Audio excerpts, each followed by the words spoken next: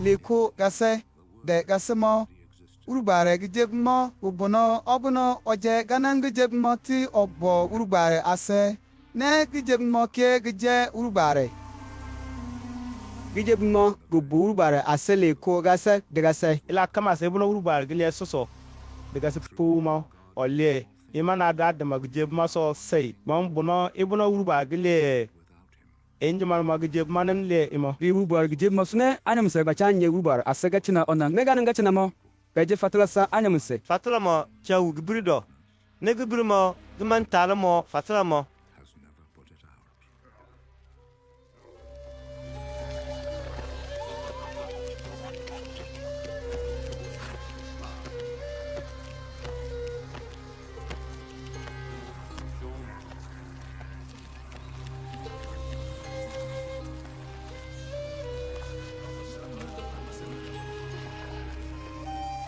urubare gusun onyu oko machatri maye John osumo de oba toga ila ibono onyi chile fatila masomo sa asa de okamase ochu mayiro tu fatila maso chile ila ibono ganen John bare la busa momo maso John banje fatila mabre oba de oba bu fatila mo yoro so ila sa asa da fatula mo gbagba bonomo nincha chamgasa yimsa kamase ni iche wumomo ganan fatula mo nincha baga sungbansufa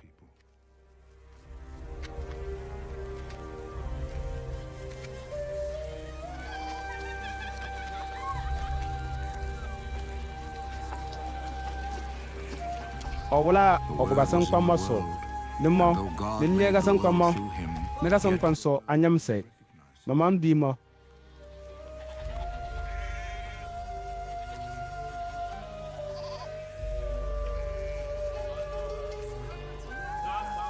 oba makpakpa magasan kwanso ni makpakpa asaman chuni somo asabuno masomo ne machu mama yoro tu masomo bre uba ga sama mo pa de mawarmo uba me bana ga sinti kana uba me bana abuno mamare uba ga se de guduma ga man dafie ibuno anyamse machada ito kolgu manai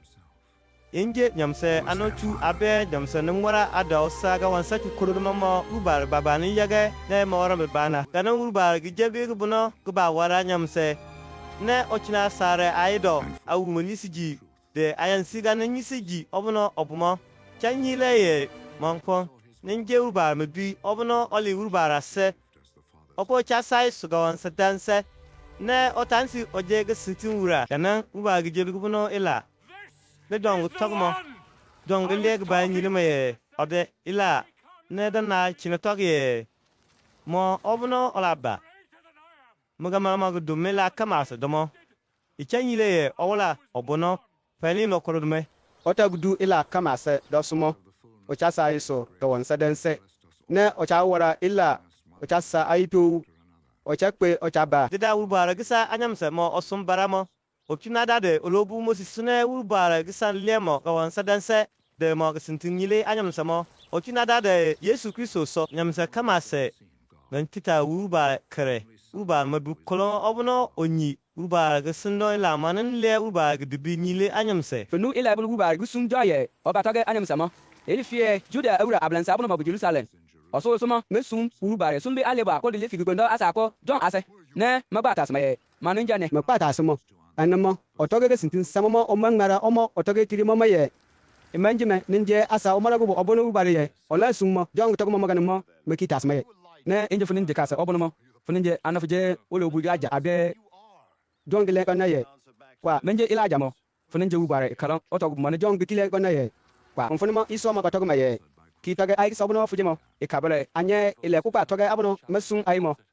fuba basimo funin je anada John gitoge samo maye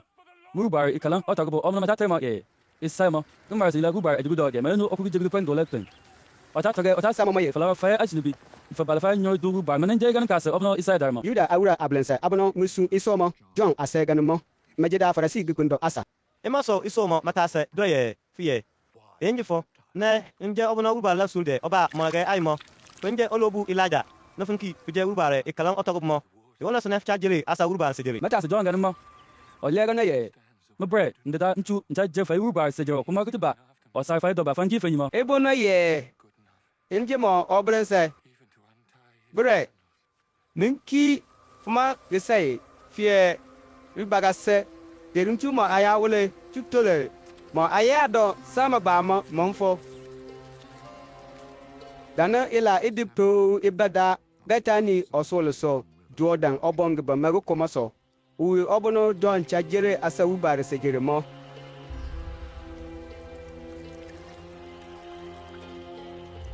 imara de kasamo John bu Yesum na ochabadu mo ase ne otoge ye fakre obono ubare la chule asun de fie sanamo onyem bare lo wuduna nkpare anyamse ila nyanyang fosa momo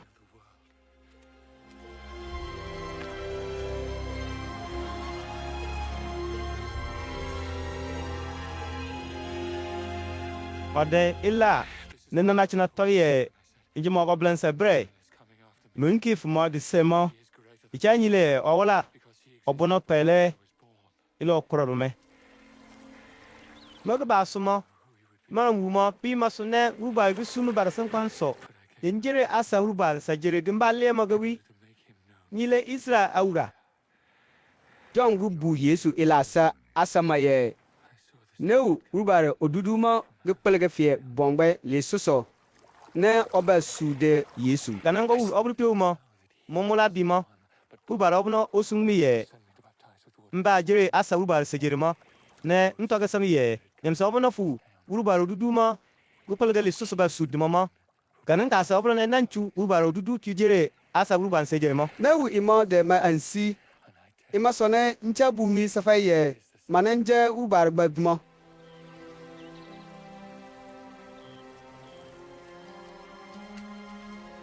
Imaga de kaseke ma John marmo akasabu modo anyo ako mayile o Yesu na ocha chummo otagiye fakre obono rubare la chule asun fie sandamane John akasabu mo menu ibono otaga ganan sumo manabu Yesu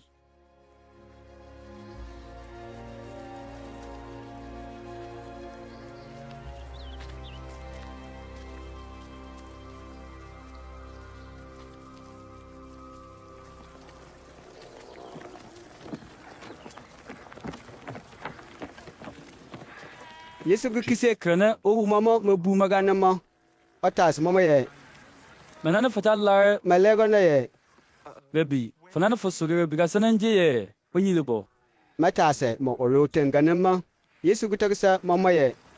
fa ba pe de fa pa kre imaso manna bumo pa fonfono obomo machina mase no uwo obono okara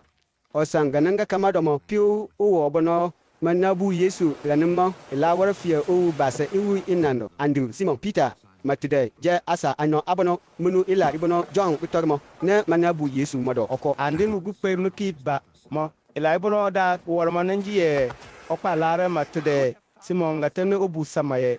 au masaya mo masaya asanen diye obono rubar gusun ye oba malage anyamse de manye ubara asaga chinamo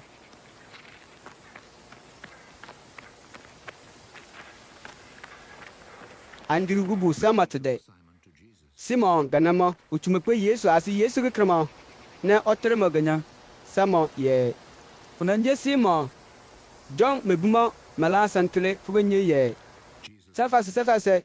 ya seganji ye Peter abeg fole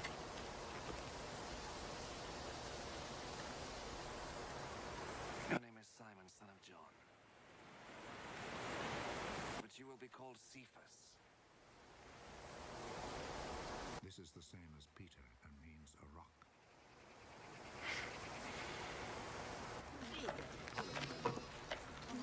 Imaga de kasemo Yesu kusaga wanse ye ola kwe Galili ga sankwanso u Filipo ne otoge sama ye Ba bumi. De forama okasabo. He found Philip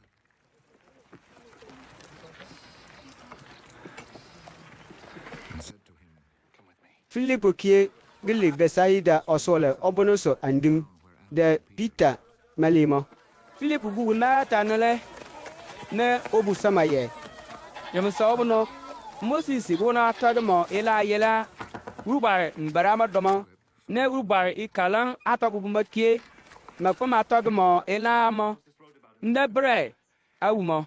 de ayi ɛnsi mɔ ne mde Yesu Nasaret nyɛ Joseph me bu mɔ Filipo ku tɔgɛ Yesu ila sama gani mɔ. Mata nele rikise tase. Filipo ye i ma so nem sɛ ba ɔkona taa ne ne Nasaret. ɔso ne ɔbɛno sɔ Mfono na Filipo ku tɔgɛ sama ye. fo brɛ patrɛ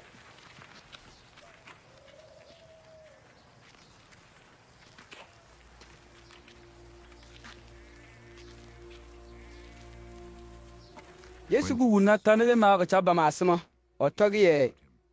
fakrɛ ise nyɛ ba gba ɔn cha penasa Yesu ku tɔgɛ sa na tɔre le ga ne mɔ na tɔre le ta sama ye na ne fo ne fo bi mu bi dibi ni Yesu ku tɔgɛ sama ye pe de Filipo ono trefele gifie o yi ma asema ne tugula wufu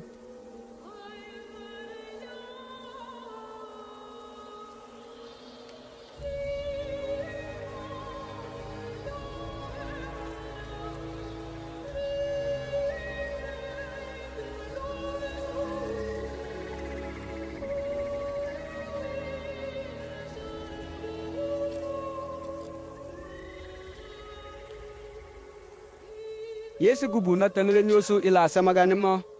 na tangele ku tɔgɛ sama ye oblense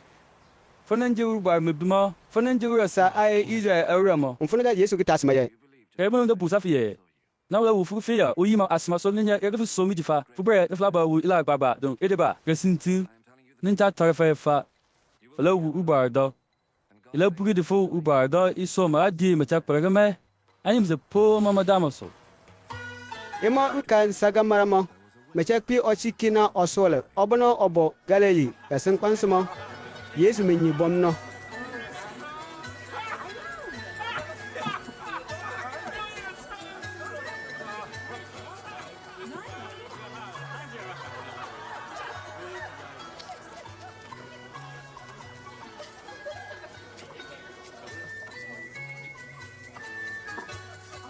Jesus' mother was there. Madag batri Yesu marma akasab makke gasintima mekwe ga dina ma gatan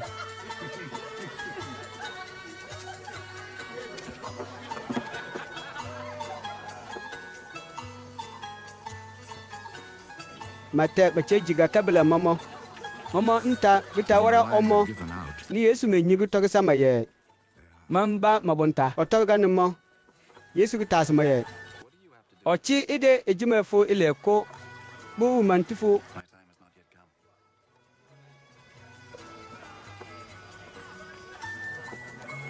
mfona ni Yesu menyi ku tɔgɛ sa daga abuna mata kargatin da bunu suma ye ila kama se bulu Yesu la tarfa mo for Gata madama. Nchu lo nsi mko bi no afole. Ne mechu wala na nlo mbono machasa. Nchu lim no mbolo do. Tufuro mama ayada ba mama juda awura itibila okwaso. The inside itolo se mama urubare oson. Nchu fie amfaram gidi. Nina lo kana gelo mbono kakama sodo. Yesu ku tɔgɛ saga tumado adaga ma ye. kasan chuara lande da masa chuara madane ku balari lele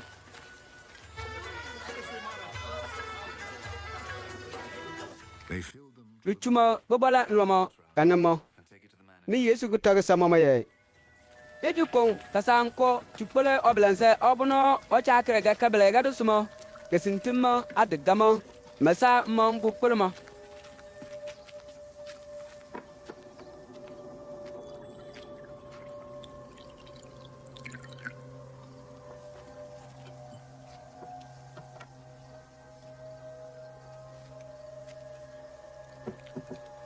They took him the water. Oda krimo which now ijinta. had turned into wine. Omenye mfuno ga na njamo gilimo. Adagamo masa nchuma mabre. He did not know Menyi where ye this wine had come from. nchu. Ni Yesu gi yaga gi bingire nta oblanse mo gitre ochi mo mokulmo. So he called the bridegroom. Na otoge sama ye. o kama se obuno ocha pi o chifafana mo cha da gu chunta dan sele pe nanjina metinu ne fuma mama itu koma do san lo ntambono lo mbura mado fofuma chunta dan sama da yila ba fuganan abrade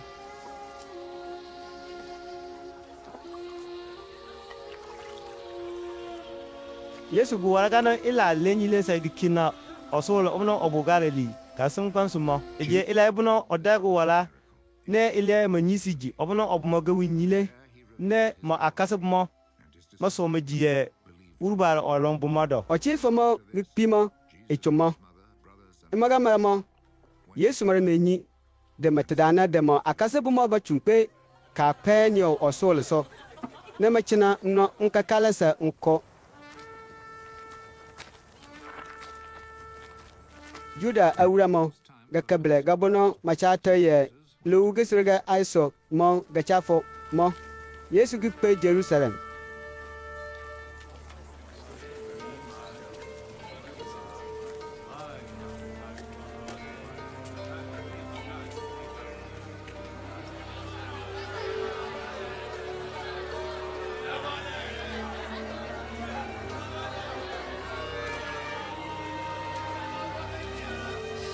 ulu ubar osun obugu para masumo owu asama chafa inada de isande da bombwe owu asabno wacha buri atrembe no badamama gusundo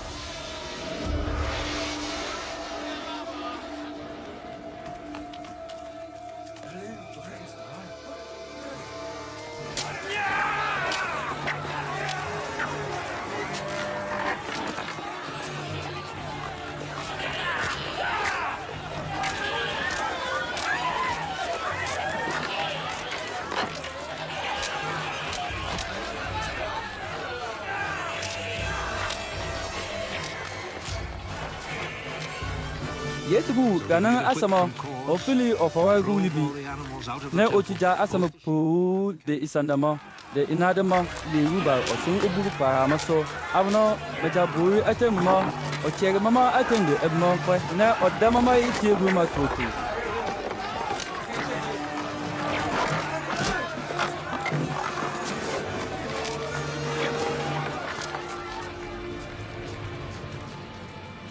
He overturned the tables of the money changers and scattered their coins. Ne otogisa asabno matafa bombo maye kopu faya bombo liga fansa fatumi se ruba ga tundo tubungu gida odita ibono Yesu gija asamo ganimo mo akase mo menyingi ila ibono mola ngmarasi ila ubare ajeb modomo mangmarasi ila mniye ena obono muga wansa ka jamfo osun obuma sumai ji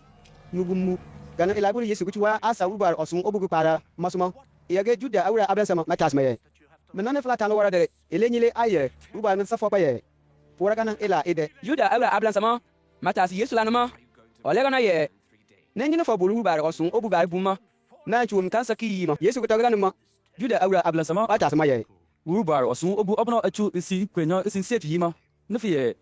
fle tu kansa tu yima fa Yesu kutaga numa mayiro ne odare gana enje urubara osum obuma baba imaso ibuno asa momo Yesu ne okichingele ibunu dama mo akase bumo manyingi ye owla toge gana ila ide chile mayiriso ba chon ne maso urubara ajebumo demo Yesu la toge semaji Juda awra macheji momo lewu geselere aiso ga kabelamo Yesu san obo Jerusalem owara ila ibuno ile nyile ye urubara olongo modo ne asasacho maso maji imo kanum gbamo Yesu manchu momo gusojimo chuwara ilado ichanile ye onyi okama asado son le ontade oko na oba bu oko enroso ila sama mo baba getula onyi la ibono bunam sa gasendomo machatre onyo oko ye Nicodemusi oja farisi ki pumado de Juda awra isole so ablansa mado oko eleda kuma gale Nicodemusi baraga be Yesu ase ba to kuma ye oblansa awye fuje onyi le bo obuno urubare mekunsun fomo elifie oko mambono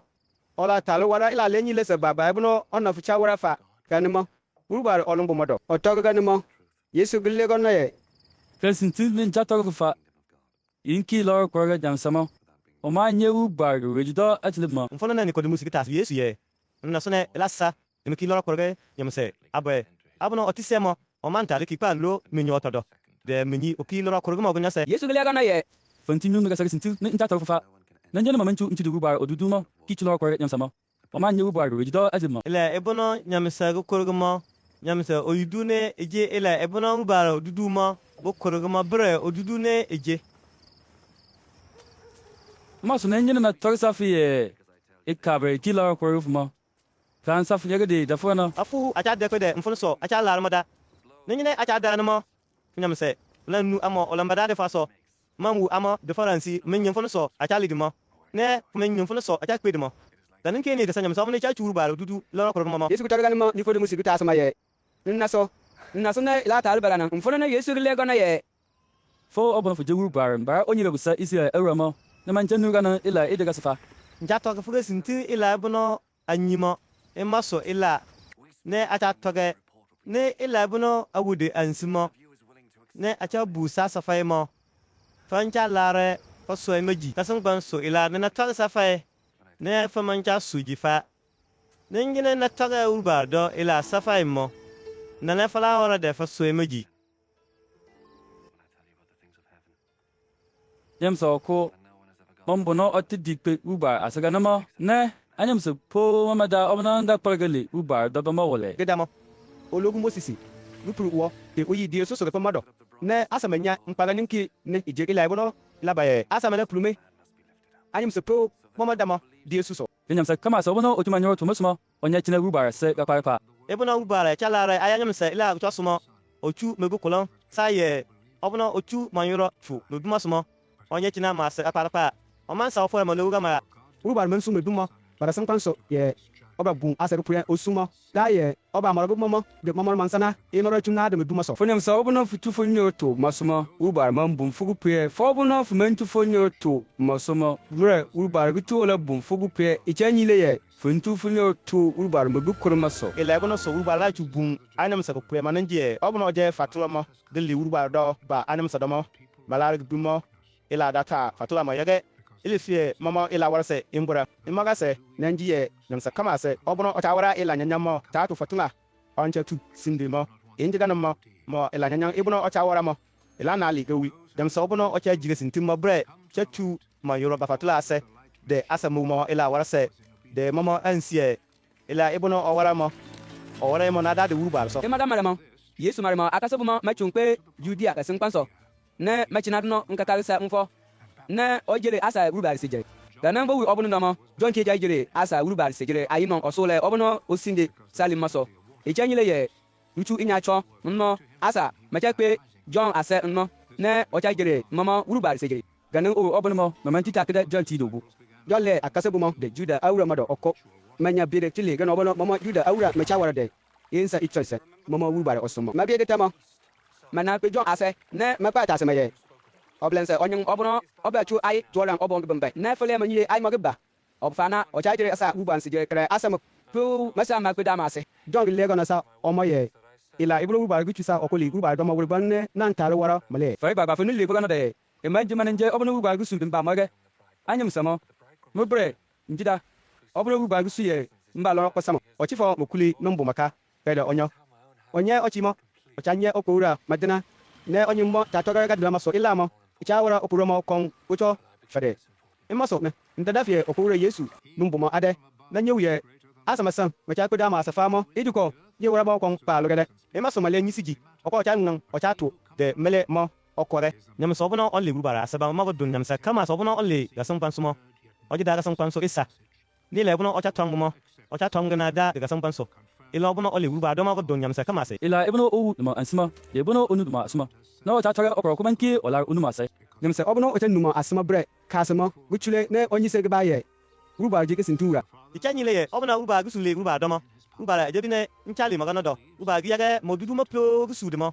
onsa modudu masa urubar chalar mudumo ila ne ochu ila kama so waramo abado nimse kama sa obono ochuma yoro tito urubar muduma soma na nye ochina pe urubar asaka pa ne obono mo omancha urubar muduma gadamo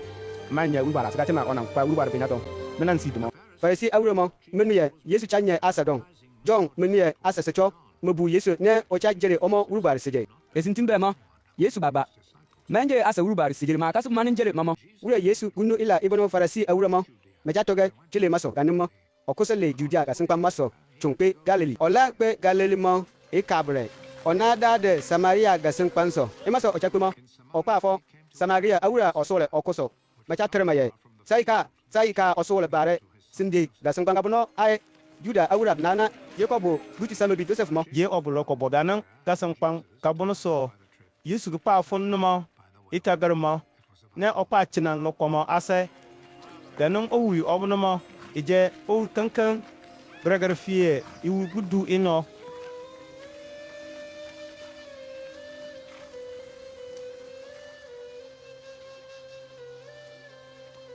Yesu tano komo ase ocha chulama Samaria chioko gba de oba sa nchu mfona ne Yesu gokole ochima ye same nchu de nu ochima gba ne Yesu gokole man chuma ganama Yesu akase ma bachon ntendo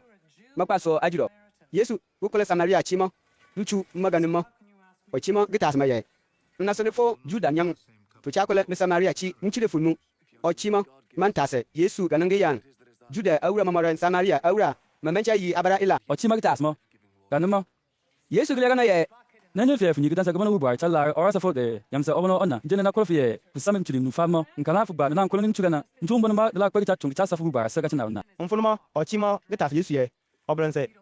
mande ila bono la tusa ntumo mako bare bukim funodo ne fula nyaga nan ntumbo no de la kwita tumo sa isa fodendo ayena na jikoko obono otumo kwama sa aymo abe jikoko gbagba de mubana de mamboki mun loko bare ntu Yesu gele gana ye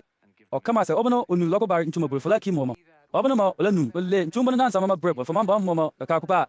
ila sama ubar sa gachina na fie obono malumu dan chan nama mfunumo ochima kole Yesu ye obelen sa sama ga ntumbo fu darafa de bonfo o mamba mo me de mamba bagare pa sa ntu Yesu kita sama ye na kwega wi de fu pa tere fu kuli de fa ba mfunumo ochima gele gana ye mombo ne anyane Yesu gutaka sama ye fu buga sintin fie obono fu tariye fombo onyanfa futidina anyang anuna obono formo fa bonon perfa kiman jefu kuli ganan suma fu tariye fombo onyanfa mo fu tariye sintin Yesu gutaka gana mo ochima gutaka sama ye obelen se jewu fufa futida ubar kalan otaro aina nana Samaria awura mabaso urubara bibi gedoso ne fa Juda awura mo facha togi ye Jerusalem oso sone ikabra asa mapaso uruba Yesu gutaka sama ye ochige sintin nincha taro fufa uma tafa ibnu ubar gusum gomma kriye ibi gedoso abia Jerusalem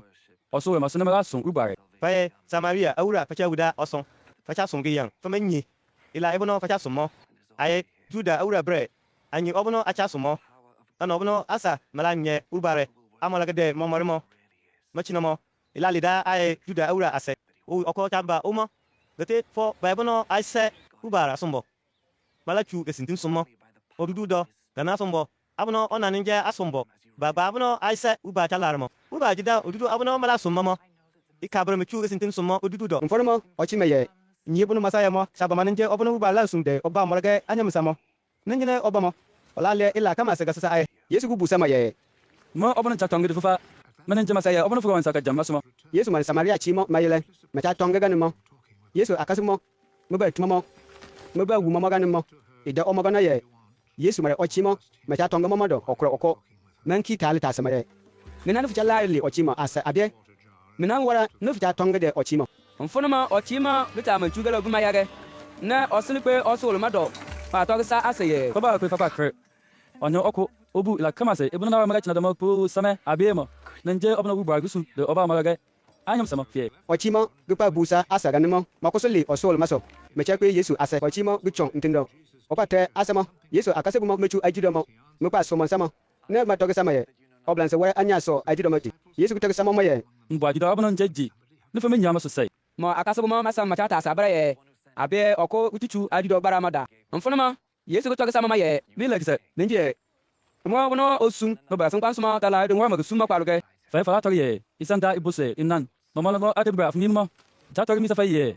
fa ran sid fa krasa abono ituye le nu bar de mo madafie omago num period kibi abono bachapa asa de manye ubara se kachinamo madafie adobo abono bachakula agido tupa jan abaran somo kanan ubara gisun awrabo abono matulu besumado mecha wara mate mecha nye momo ntela ne chaba danade adumo de akola gumo manye jo konkolo ndabare ila ibono adida bo matagamo ijege sintiye okoche du dokuma okebi de okula imagase ningie ne sumfa ne ewafie apa kola gida abono emenje fa ne nyade gisisiri du amo asakpai ne nyade momo gisisiri du amo ne fa imo oba chuga ngo summo so cha warfa ganan Samaria awura osul maso asa sacho maso Yesu ji chile ila ibuno ochima kubusa mama maso ochima kubusa mama ye otage menyoso ila kamase ibuno na waramo same asama mali osol maso ba Yesu ase ganama makolma ye ochina mama ase imaso ochina nom ganyo chile Yesu ila nyile soma asa socho meki soma jitu asama matage sa ochime imamba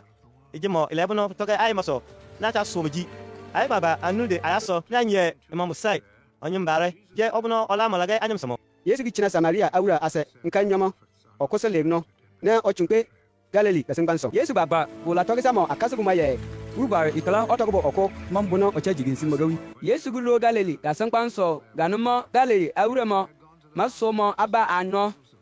ichenyire ye momokie mokpe kpeji mamoga kabere mo Jerusalem osoro sumo mo wila ebono Yesu gu warama Yesu na de Galilee kasingbanso mo okikpekina osolo so mmo ne oyege nchu gbengirim tamo obono ganumo oblense okobo Capernaum osolo so mebinyinse chamo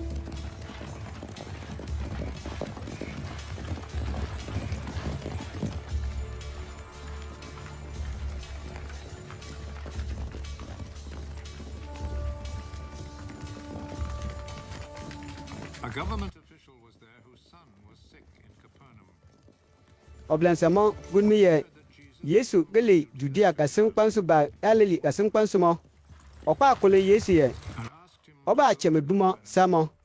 ochalare de owu Okuloma ganimo Yesu gu togma ye maso fa okoro ko man soje. Urubar nin su maganima fo amunare ila de lebuno ita daga nama du fa ensi. oblense mo gu kole Yesu ye oblense yege de apege bimo ase de gegamole ole Before my child dies. mformo Yesu gu togi sa oblansa maye kikpe gawi na gu fubuma gu nyampa oblansa magu so Yesu ila ta samaji emaso okichungawi The man believed Jesus' words and went.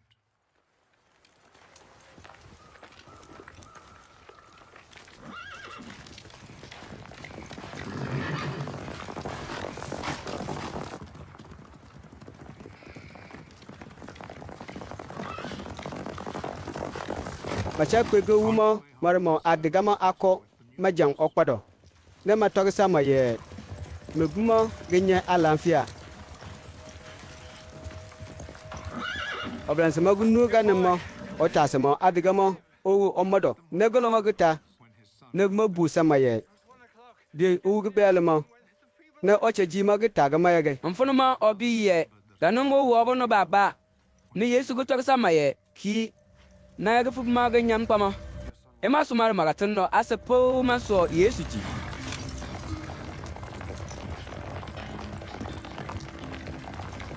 So he and all his family believed. Yesu gili Judea kasingbanso bagale mo ganan ila idenenje ila lenyile senyese ibono owara ne ile nyile aseye urubar nin sumo ema edega maramo mama Juda awura ga kabele ga ko ga baja ne Yesu gu pe Jerusalem mama osole gemu maso gubu ko bobo Jerusalem osol maso de Juda awura ga dedomo mechatre gubu mbobone ye betisata gubumo gisindi osol mo tekpenga bunu ga bono mechatre ga maye isan de ga bunu mo meyi ipangpang ilun chabo gubumo Macha chu alobo sa tabuno mama chata lawa sefe ajata mo otarasana dabul mama nyo abafonga uma chupa yela gana ipampa mado. Eme ju o wabno chuma ile luguma. ichanyine ye ubado oso chachine belegele ubado ba lugu nchumo obono nchumo gicha lugu ganimo olobo obono oda genyelu nchumo domo mo molomo gichata onyu okobo ganan alobo adedo bacha lofa imo nsi oko bisala nsi gukwegi Yesu bu gana onen bare. No bi odanu kela uchomo. otasma ye Salar fugo lama gita safo.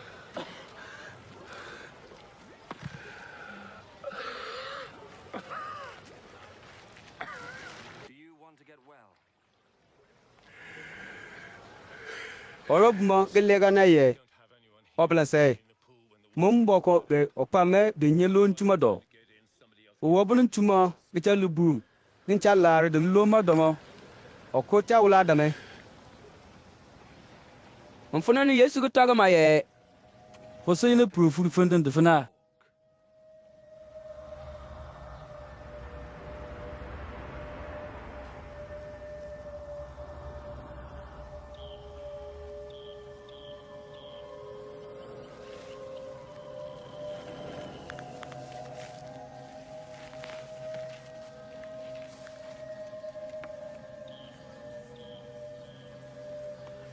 aya bun suma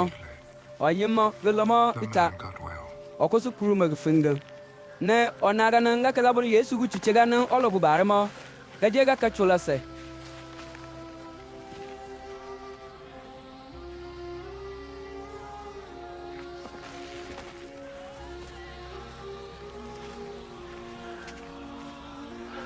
He picked up his mat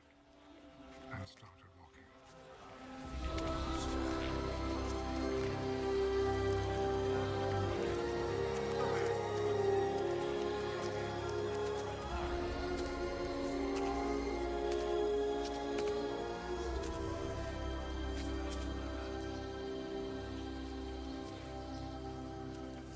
de ma su juda awra ablansa mo mu onyan obolo yesu gi chamo so mu funde mo ma togi samo ye nde ejega ka chula se emande okwa ye fosolo gi funde juda awra ablansa mo ma togi samo ganimo olega ne ye obuno ka chamo mana ntogi sane ye kusu puru guru funde denna umfulmo yuda ura ablan sama matase onyima ye anan je onyan obuno otar safie ko su puru funga funama onyima man bi yesu ile fie asa manyacho nno ne yesu dina lo mamado chon imaga maramo yesu gi pepe wu onyima rubar osun obugu bara maso me yesu gi togi mo ye fu gala wono fiki nye alan fie mata ila nyanya boy gidi e ko imansa e ki ba war fo di don glogo bono fu fa onyima gi chunpe juda awura ablansama ase ne oba togi samama ye yesu ninje obuno ochamamo ima idisumo juda awura ablansama me yi gase machaka yesu ansi icha nyile ye ga ka chula se ne yesu gi chiche onyima yesu gi togi samama ye o kama sadama mese rubar ta war su ima sumuki mpani war su yesu gi togi sama maganimo yage juda awura ablansama me ki loro kirabi yoro mata larmo immortum momo asmo yesu gi toro momo ga ka chula se mbamo nyemi ki togi ye inje ibono wole ba otogi kiye rubar nanji mase me churi ma ye yesu chenyile ye ma rubar ma jicheche oko mandong banamo mfuno ne yesu gi togi sama mo ye esintini ja togi fa ma rubar me duma ma wara ile ko ma ba so ja warda ila ibono nje mese rubar ta wara ma ila kamasa ibono oja wara ma ima kie de ma duma ta wara ichenyile ye rubar ta la ma duma ila ima so ochetu ila ibono ma gba ta wara ma po chunyile me ora ba chugila bleble ibono idong idimo ba chunyile me da fa ga no fe ga bonu ba la ba chini asabu mo mo da wasama mpama ganinki ma rubar me duma nje chu bar asa kachana onansa asabu no chalare sabu mo uba mancha ji asa mbele ochu asa mbele gi ji sada mmebumo de okama se ochu bubu chi sama fe dan obono ba chu bubu sa uba mo punyam sa kama sa obono fo mancha bu na uba mmebumo ganinki ne fo mancha bu uba obono osumo makebe kesintin nin cha to ni safa fa fo obono funu mega de ne futu fo nyoro tu obono osumo masumo fuganin ka so obono futu fo bu uba asa gachina mambu fo ka so obono go fle uba no su bi demado panya uba asa etina da ta ga fa kesintu ouma taba ouma getefo ba asabu no ma wa fe mo mana mo malan numa ubar maduma gidabi na mama abun banu maga dama malanya ubar ase kachina onan ko ichanyile ana obna uba ne ndangpa de magbamo kanene uba iyega mama dumoki ndangpa de magbane ubar gisama maduma okpa ye ji asambale ichanyile ye mananje anyam se po mama damo kaman safaya de la ide faiga no ichanyile ye umo chaba asabuno mada nchandomo pro mara ndumugi jebuko abuno mawara ide se mo mara chingdili ibunu doba de machina ubara ase ne abuno mo mawara nyanya mo wala chingili ibunu doba dumbu mama go pe man tale wala sai mo ba so na abuno njanu mo ganan tincha chukre asala do mama go dibi na abuno ncha chu asala mo ije sintu okwaso ichanyile mincha larmele galare obuno usun mo galare nincha lare ningine na toge mubaba mbusasa esobuno onna njemo emansa de asama biye ejige sintin opobo soso ocha liye mi dibi nyile ne nyiye ila ibuno ocha liye nyile mo ejige sintin fosun pa ta se jon chuli maso ne olege sintin gabono onyima toge safa engie ncha so ila ebuno anyamse macha toge chuli musumo chulebre ne ta toge jon ila edida de fanya uba omolge fa don bo fe fatala obono ochanga ni che wuma Fatu tina dama fatla ma ma da ne fajo okko. Mbo ila ibono isa le ma gidibi nyile ne idon plan le ma ba ita nyile ye. Isum mo mese bu bar gichwa me abado. Domo lo mo. Mado na mpandafa. Gana isuma ga ncha le nyile asaye. Mese ubar ne sume. Mese obono osu uma bagba ke le isa obono onna njema nyile fantita no magjebi na fantita uma fa nsikare. Na ma ademaki ambo fa asindo. Ita nyile ye famanta tu fa nyo to mo obono ubar gisuma so. Acha pere kan sika se urubare ajema. Penye amani na yege fanya tina urubare ase ya kato. Kanan urubare ajiri abru ke ni njale me ila nyine. Imaganum bamo. Bakine famam bama asir fanya urubare ase ga tinamo. ne nyina anya mese me cha yimo men cha chu imo wala ila do nyi fa fan cha lara urubare ila fa asindo Na bama se urubare ginyindo. Na fanchala funuma se na nyele fie okupe namba fa asba ba sumo. Obono bre fala numa se akofa lara de fa jiginsi fa namba na ase entri fa ye fa jiginsi obno monko nanje urubare mo ase na na fa la ta so miji ma faman safa sara won saye. Na pa tore fa gidubisa urubare Mosisi obono fa ansi ajama suma. Na pa tore fa gidubisa urubare de gujifa mbare. Na nyere fie fa so Moses jigesin tumma. Nkana fala so mi ke ji chanyile ye o ma so mi la yila. ebno fa man so imaji fa na so na fa la so ila ebno nja tog maji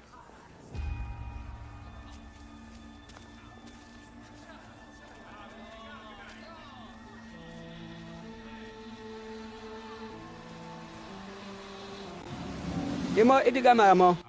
Yesu go fare pe Galili obon bele mo gigenge mo koso. Ma cha trega nan obon mo ginye mo koye. Tabiri yase.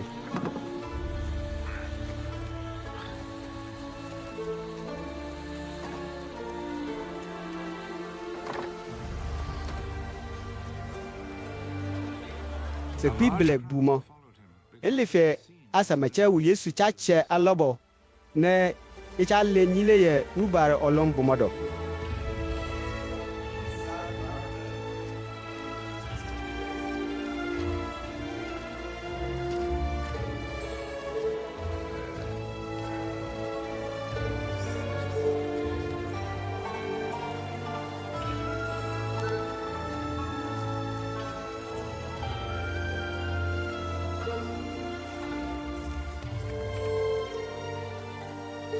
Yesu kpe enuma Jesus went odi up a kpe hill gabi and koso. sat down with him. Ne marema akasubma makwalga china. Ganan obon mo. Juda awra ga kabele gabono ma cha trega ma ye. Lewu gesirga aiso mo. Ga cha fude. Yesu tagi bi maso ganan mo. Se Bible cha ba mo ase. Imaso otase Philip ye Nane ala wala de anye ajudo so de asa ade menye di de.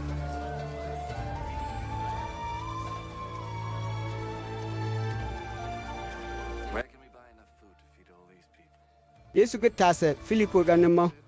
macha to maso se da watuwala onyi ila ibono ola waramo Filipo bilegano ye ainin kini anya atunde abono o menga sun oro bona anya iboso bukodo tupa so ajuda ba mo inje momo okama se me manya ba p5 Yesu akasabu mado obono ma chatre ma ye Andrew Simon Peter matedemo gutar sa Yesu ye gagege biga ko gada ibodo bodo pi inung den kandi no mfo ganan ajudo pi adamo menane ila warasa asabele aditoru Yesu gutagi ye mege asama Makwalga china ifa bomboli inyacho. Mfuna imaso makwalga china. Mama ajano galawa fie mwa ikwe yo bisala.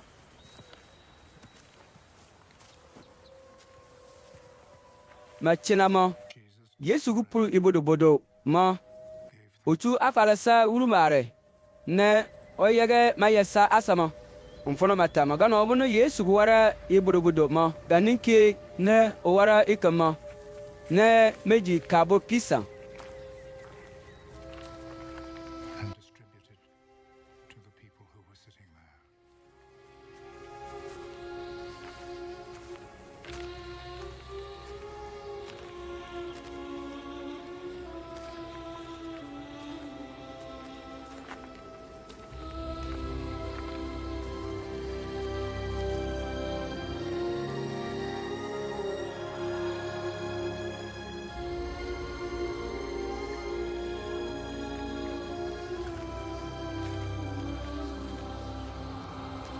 he did the same with the fish.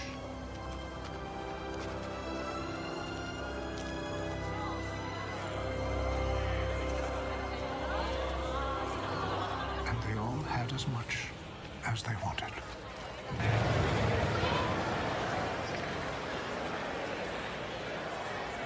meji ka When buma they were all full, yesu gu tɔg sama kasi buma yɛ fakpa puru edi sama de imeko imansa ede nyega imoso mo wara fie ga no bono otogo momo aji samo mekinyale ibodobudo inu modomo ke bala nkedi gudu nyo asamo mo wi la ibono yesu ko wara ne ile ubare olun obono obumado manyine mo matogi ye eji ke sintinye ode ninje ubare ikalan otogo bo obono ubare ko wara togi ye ola ba yasun sumo ganin sumo misala de maba tadama oloso chupa yi gawra yesu gibi ganimo onata mama ye kikpe gibi maso mowale iba fo ga do de mo yesu akasi buma maki kpalga pe obum bela mado madilo ukulilo ne mapale bemo furo mechakpe de kapenyon osole so iwala ganye ne yesu manti tabatu omo ganan abre abunu kimo afu ble akoso achada ne iyege ntumo bicha gisi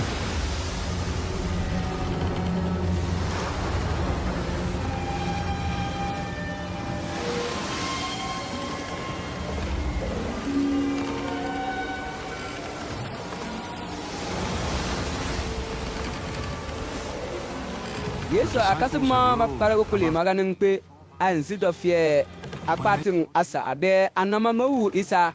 nan chuma so ocha dade mama siso sinde kuli mama wu maganin ma imma mama gasan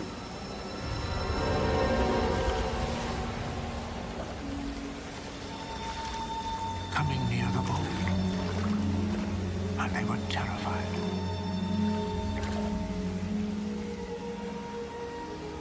ne isama gutog sama maye mi yesu ne Fransa fasili lufu.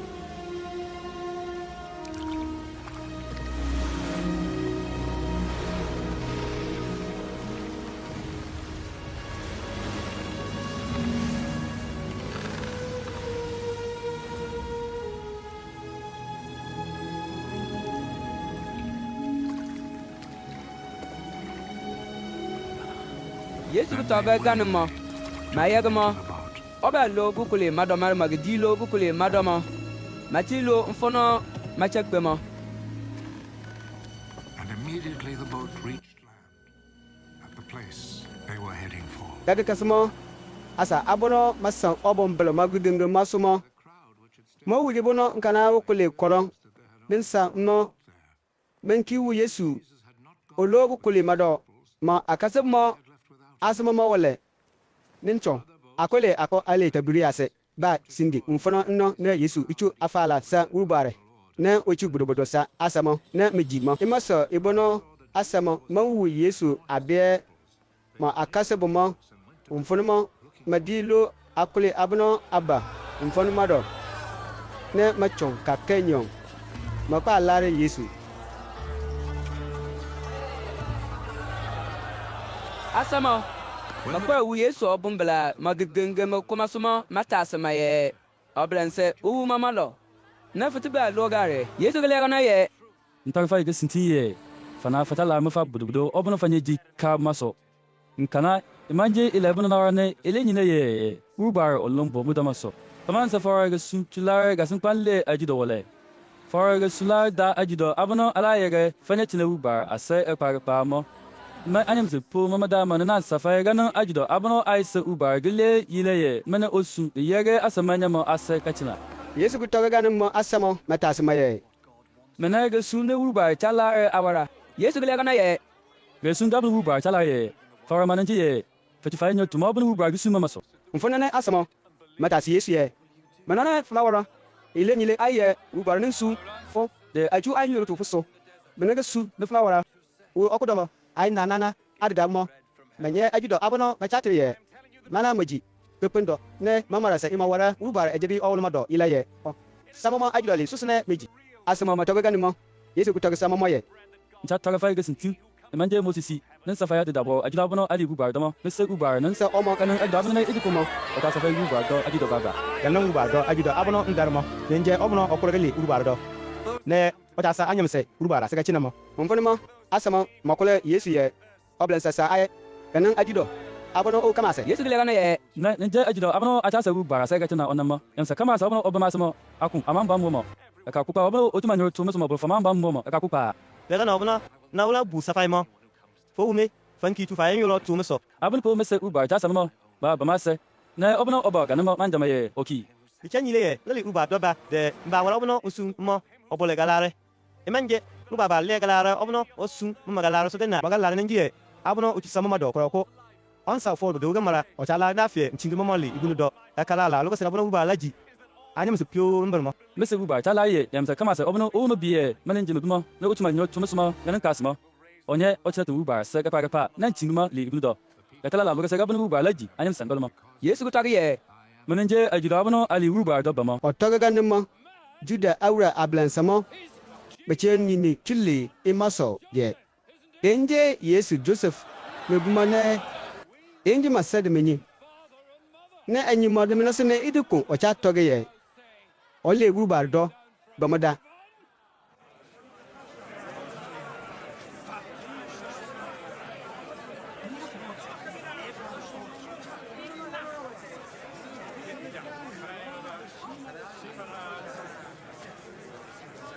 mfona ne yesu gutale samo moye faye ga gini ni mo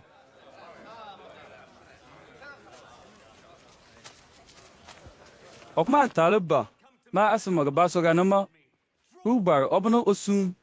maga bidima ba nan tinguma li guludo ga kala la lo sa bon ubar laji anyamse ngoloma ubar kalan atamo o madama ombar se laye ubar la nyile aspo ilan chator faye yamse kamase obno oni imane okase limise ubar asma anan kase obno la bamase da tale ganan mo enje ncha toge nyam so ko tu urubar gan sikre obono oli urubar asmo mon fonen tu urubar dan si kesintin nin chator ni safa fa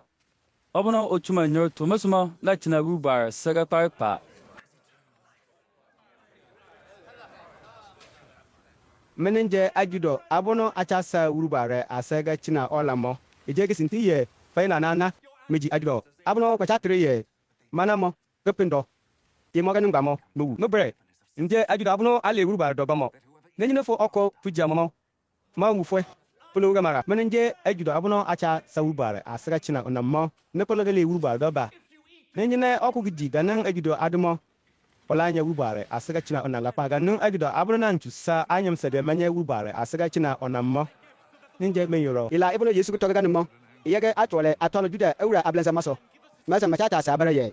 nnane onin barla tali chuma rusa ai de aji mfunmo yesu ko toga sama moye jatar fa kesintin nan yin fa jime anyamse pro mamada ma nyoro ne fa menchen nu bun kalama fambu ubar saga china onna obro otaji menyoro ne otenu mon kalama otinye wubare asega china onala pa nan chingimo li ibnu doga kala lanu gasela bono nanji anyamse mbermo nenyoro gije ajudo esintinso ne men kala gije nchununse esintinso obno oche jigmenyo na oche nu men kalama kanin kasa obno bumodo nimikie mbumodo mese obno ada manin sunna chili masunam bu ba se gachina ondanfa kanin ke chili musumo obno ocheji menyoroma la nye urubar se gachina onna menenje ajudo abono ale urubare do bamo mendefe ajudo abono onan ayina nanamo meji ne madabole wumo yamse abono oji kanin ajudo abono ndan fabre la nye urubare asega china onamapa yesu gutoge imo idana ge changbondo abre abono ochanyile ila kapenyommo akase buma menu ibuno otagma mamado asasa cho matoge ye ila ide bere ibulo ananana ntale so imo ide chule yesu tula bi magasino ye machan ni ne chili ila ediso imaso otas momo ye ima ide italar ye fa ku suji ku so muso to ima ide ba namba krefo me anam se po mama dama netidi dakwe ubar do mfano nkana wala mbo to na pa ba kasan kwasmo urubare oduduma ne ncha sanyam se urubare asega china onanyam se ba sumo omanta alwara sede onye urubare ase echina ajida abono na taksa faifa ajida ududu do ila ne ata sa urubare ase echina ona Imara imaga nimo. Faya ako fancha soji Yesu gutɔla ni mɔ otiwla. Onyi asama dɔ abro mama so majima do obono ɔla mɔ achuk manyama mo. Yesu ki tagi sama kasum maye. Ima iduso na tagi faye okuma mbono. Ola tali bama sima gba so ganuma mese uba risama okpa. yiganin abrɛ abɔnuma akasib masa cɔ batie mama yɔrɔ lema dɔ man ba bana bu mɔ Masu Yesu gutasmɔ akasibu gudu anyama ye. Na fay ma de fay kie fala tie fay nyoro lemido. mfunuma Peter gele gɔnɔ yɛ ai wura ane asane ara kpe funan bo ajedi abono ara ya genyam se ochina wubare ase ekpa mo atichu ayo tu fuso ne abiye fonen jeg sam fufuli wula obono fompo nli wubare asmo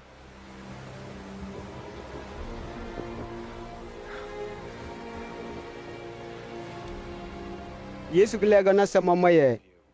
Manin le fay gudu anyo ade fay do okuma bumon sanyenye. Yesu cha tɔgɛ ga nimo Judas Simon Iskariote biduma ne ɔdare ga nangi sintima Judas bare gubechu Yesu warama achuba bado yage oje Yesu akasibu gudu anyoma do ko imoga maramo Yesu gisang nanada de Galilee isole so o mamba chilekpe Judea isole so iche nyile ye Juda awura ablansamo machalare mo imotem mama gata ble ta ko ka cha fudiga nanga ka ble ka bono gidi domo machali pa da ipam panchina imado ganin sumo Yesu matadana matar samaye kusuli gare de fukwe ai isol gumu Judea kasu kwanso defo akasabo manyewu ila baba ibno fucha warmo de mama ansi dinjine oko chalare de asama bi masumo o manta warmo ila tumara dinjine fucha tare war ganin ila idemo kasale fa nyoro ko winyele asatan tigile Yesu matadana matoga ganin mo ichenyele ye momo ba mo mencha so Yesu je urba nin sumo matoga se Yesu ganin mo Yesu gutar sama maye mo mo Mantifo fay bre u kama asudamo fay ogu fusa fay. Asabu nga samba so ila nambu mama esusuma. Mama ntale to fay. Me bre bacha tume. Ichenyi le ye ncha to mama ga sinti ye. Mama ila warsama imbura. okoso pe ka bla mo biji me bre man pe mo wo na chule me yoga usa asama manti fo Yesu ko tagi sama tilana maganuma. O si china Galilee matidana mama. Macho Yesu matidana mama. Macho ganuma. Imaga mama ne Yesu kieko ko sukwe mo. O men chena kwe tintilen de uchuma yoro sare asado. Juda awura ablansamo machalare mo ekable ojitim mo machapon masang machatase ye obufunada Sepi mado asaki machaji nsingi adege do. Kile maso cho ako matatagi ye ojenyam sedansa mama akuma ye. Wa ojapane asada de mafugubar okwa. okora oko man taga imaso ila tintigele ichanyile ye masale Juda awura ablansamo meji ipampano ichina gesima ba furun zansana ma idikuma Yesu kukusu kwe urubare osun obu ipara maso kwe ochanyile asa ila Yesu ila nyile samo ede Juda awura ablansamo beno masang machatase ye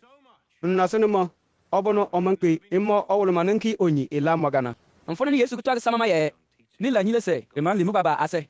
Eli da obono osun mase. kunya me se kama se obono chalare fo wora urba galare mo kunenge obono funa biye mila nyile se ede elida urbare ase abia mo baba ko basuna nchachu nyile ila kanu obono cha nyile asa ila mo basumo chala da nyisigi o cha sa man yoro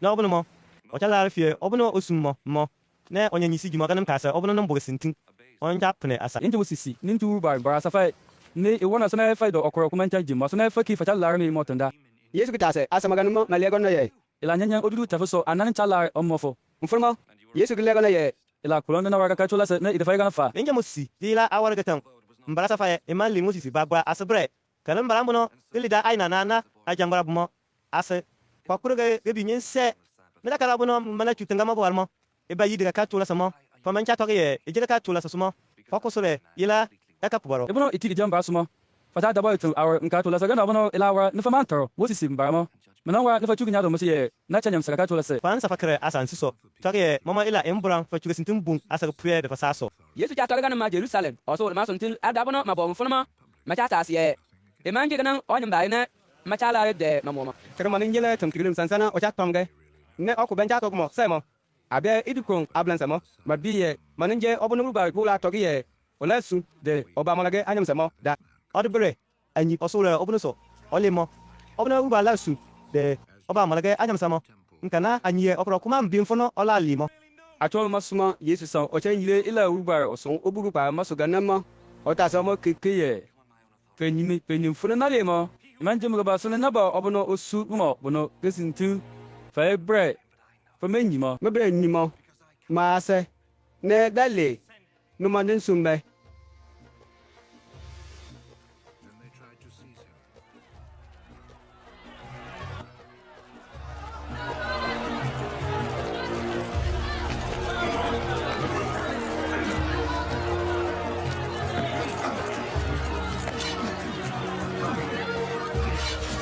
yesu gutoge ganan tamo mfonemo jude aura ablansamo masang machalar okode menyekedamo imoganimo okro ko guba gmeyimo ichanyile ye mo obono rubare geyilamo banditafo se klima do asa sa chobre maso yesu ji ne masa macha ka si ye obono urubare su de oba amaraga anyam sama ma bama obono ratare ba wara ila lenyile se gedon ibono onim bare bora fa farasi awrama mechenu ibono se klima mecheji gesinji cheli yesu so danama mamane yuda awra sunbe ale bablense mesun urubare osun obuma adiba kuye mapa tada yesu ba onfonma yesu kutagi ye nan ki chana fa sada mara fa bola din ki pe obono osun ma se kanu o obono mo fala larme faman ki nyambo wu fono nan pa chana mo fa bre faman taliban no yesu gutoge ganimo juda aura ablansamo masang machatoge masabale ye don fanu magela togese fanane anim bare chalare ubeda ne ocha toge ye ala lar magatin ama mo fa abe ola sarka china aye adabono medasar griki angadomo de onyili griki awramo elada ibono otari ye ala lar magatan ko ama muma dan fono ola kuma aman tali pe numa manana odargana daga bun ga cikar mama ka bele gidama nan jila ka ba sama magana ga tarabun ma yesu bu ko yile na otari kin ye nan yin bulu fada okuma kase oba ma ase do ba nunchu yam sa kama sa obono otuma nyo to musuma na wa fiye ga bun ma wala ma sila bu bari ajibdama mama siye obola chonde magasin daga nan obo man na ka o yesu gutoge ganimo emagasene ndi ye ubala chumo dudumo sa asabono mana chu omanyo to yesu smo abre abono yesu gutoge ganimo rubare mantida chumo dudumo samo ichanyile rubare mantile yesu nisiji go winyile asamo menu ila ibono yesu gutoge ganimo mama akuye esintimo onyum bare nje rubare ikalan otogbo obono anyiye ola abamo mama kuma ye maninde obono rubala sun de oba marage anyam samo mama kuma ye omanta wara isobono rubala sun maganan ka sobono mali garli gasu konso urubare jem badaba itabiye obono rubala sun ganimba na wara da david manana do de oli datla ngandi di dewi mama no go wara go kono chili yesu so mama ako malanfie makidama pekti mama okro ko go ba man kinye yimo onfonma urubare osun obumado adema mekipe juda awra asunbe alebo ablansama de farasi awra ma ase ne ablansama mata sa adema ye mena wara ne faman baramo malega na ye nyamse oko mambono ola tala tongile onyum bare onfonma farasi awra mo mata sa adibuma ye maso okwa anya fa ekipene ablansama ako abe aye farasi awra mado akokie maso majidu kana asabuno maso majima bre nin urubare baram bono moses sigiyelamo emaso mamare urubare aba ano otoga ganima oblensa okobo mama farasi awra mado machatri maye nikodi musi ganan nikodi musi ba inu nye onyan obono onachina kwa wu yesu danyaga koma nikodi musi bitase manambana ablansa maye ayin bara icha bun yam saga pue uri obono on tita buma gana do ila de anu de abi ila ibono olmo makise tasmo da ye fukie fuli kanili da dono pakre urubare ajeb mado dandan funa wude fo biye urubare ikalan otogbo oko mambono olata leli galili asin kwanso matoga ganan tama mama okamase diyase chum magatundo yesu bre nina chumpe unfo iyi gibi maso gba dika fuma yesu gba lo osul maso na okina pe urubare osun obu pe para maso asa abono mabo umfono mapiu mana ba yesu ase na opelega china ochanyile mama ila juda awra mara amara sobuma de farasi awra ma mabachu ochira ko ba yesu ase onfono makadama de onyan mechu ma ba yele sasana ne matogesa yesu ye oblanse akre ochi bare de onyan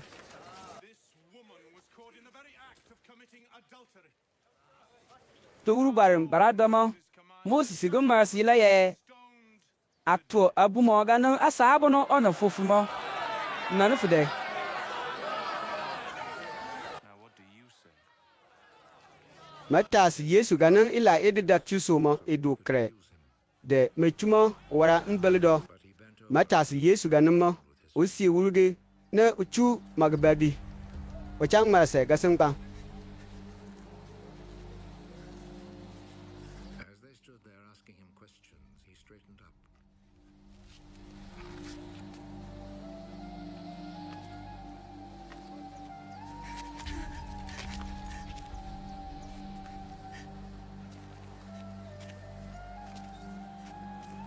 Kuma ta su maganin su ma o kusa ile no tare sama ma ye fedo obono on tour ila nyanyam ma o da ga jangwara tu bubudo ochi ma Yesu ku taga mama lanin mo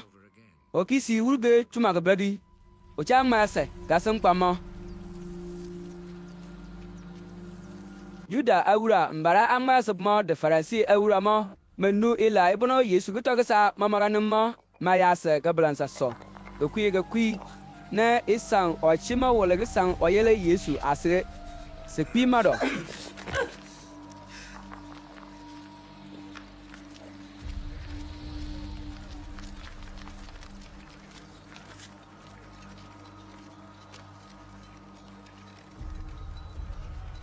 Jesus was left alone with the woman still standing there. He straightened up. Where are they? Gisa momo wala ranmo Yesu ku kusu yele na otas ochimaye ochi ma bu fune imanya oko de obu purupe ochi ma gilego na ye wa mura mfunu ni Yesu ku toge samaye uke man bu purupe not condemn you, na fje pe ta fila nyanya ngwa ye Go. But do not sin again.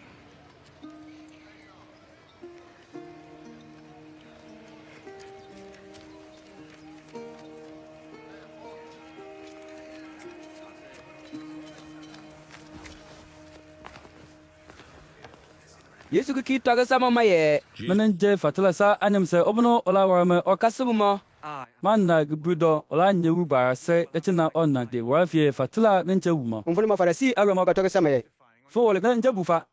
man sa de ati ma wara ilado Yesu ku le na sa mama ye mo wole nche bu ba ikabre funu ma se ichanyi le ye manin nyimfana na le mo na manin nyimfana na kituma Fibre fama nyimfana na le mo na fama nyimfana na kituma ansi so ne fa cha kre de fa to ye oko ila ibra be impura bebre men cha kre asala do to sai na nyefie ita tore oko ila agbamo nkana ila tina ichanyi le ye manje mo wole nincha kre imado ba se obno osu manincha kre imado Fibre agba mbaradamo mola mbarsi ile ye na nyefie asa anyo na gwa kolon mbaradamo ikabre fanuma ma se tro min cha to ga men yuso ila ne me se obno osu mo kie na le nyile ye ni la to se ide ejige sintin liga na sumo matas maye fosama bu fana ye Yesu gilego na ye fama nyibne mese ne fala bi ne nyele fanyibmo nkana fa na fanyi mese ki u obuno Yesu ku toge ganan ejebi adesa momo osinde mfuno machatu atrim wala sa wurubare osun obugu pala maso okoroko manki kedemo mfuno ichanyi le ye mo kedase mantifo Yesu ku ki toga sa mama ye Jackie Mitchum, the first alarm, you bar, over my fire. Fambanya for wood fire, Ilan Yanga, Unfono, Jacomo, Command Taliban, no. mfuno ma Juda awura abra sa mama cha toga ma sabara ma tanga si ye onye mba tafa olamo manuro fama jenu na obono otakale ayimo otagi ye mfono ochakuma aman talba no Yesu ki to sa mama ye olida ka se de mebre na leda uba do ka sun kan ga le ule asa ne fa je fan cha nyingi uba so mebre men de fie fa ga nan asa abono ona na fa ula to sa fa ye wala wuda fa yela nyanya ejike sintin ye ne ni fa kine fa man so mi ye menum bono fa ne la kama se e bono mo fa la wuda ne fa yela nyanya Yesu ku toge omogan mo metas maye Funinje, ani Yesu gilego na ye ne chugula toga faili ko gase diga se mbo ila gucho man to ga chule fa so de tubum fa go pre obono osun mama no mbo sintin ila ebono nonu limo asma wole nincha le to ga sa anyam se Yesu cha tonge do maganin piufa men nuga se ye mase ubai ne odare ye manin sumomo maso Yesu ku toge sa mama ye Nanjana Batipu, Anim the poor Madama Dijan, the Uyusma, Unfona, Falabie, Menumbuno, Fane la Kamase,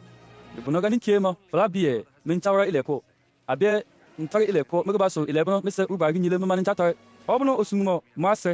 o man tamere ite nyile ye o kama to domo tawar da ile bono ite jimo binsuma asama menu yesu ku toga ganan ila idama mamado sacho maso meji ye wulbare ne isuma yesu ko tagase juda awra abna so majma ye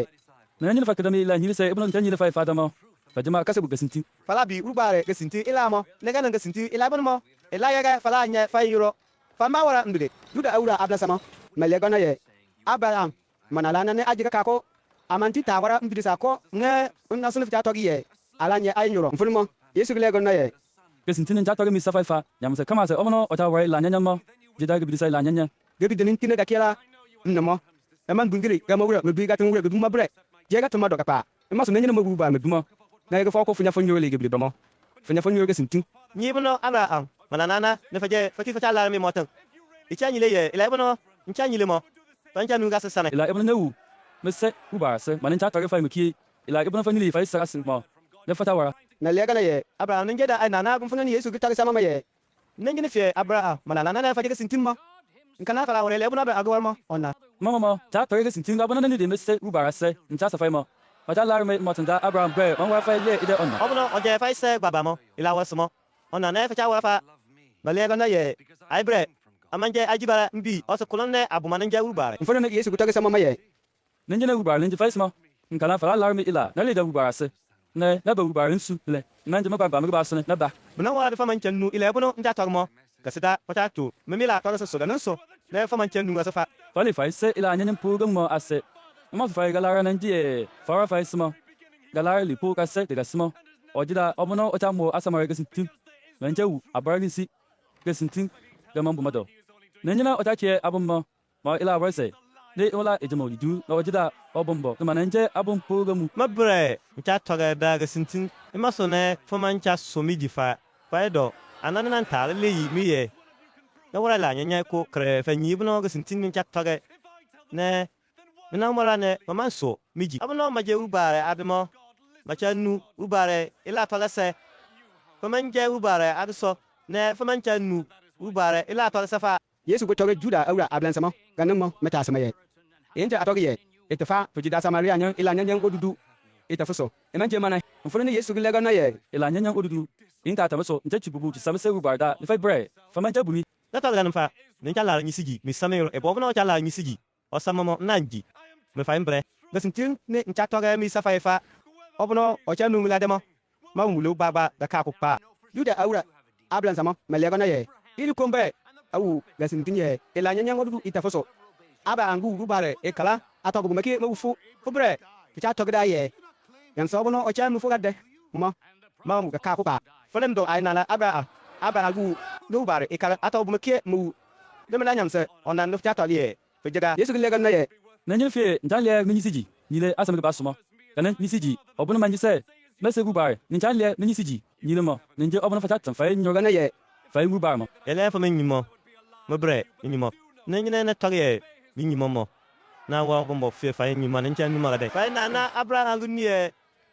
ola nye wu me ga san panso ba mo e wara mo okwa na ga sintin mo o wu me ga ba na ojo okwa juda awra adan sama matasi yesu ye fo obono fintita jinsi ikwenyo bisalamo na no fuara no fre abraham o abara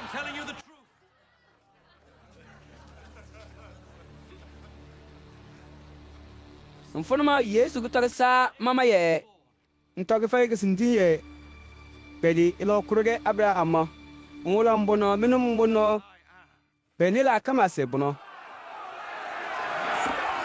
ibole yesu gutar ganan sumo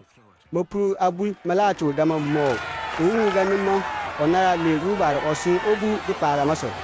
ne ochunta mama yage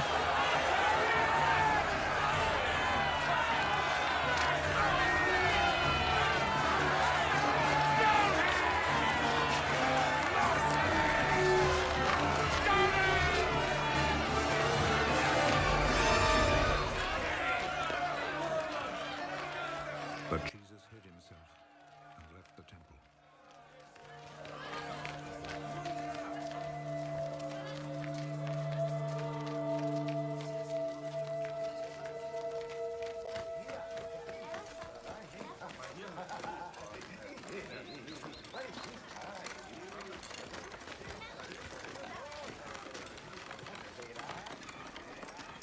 Yesu gili wubare osum obugu kpara maso.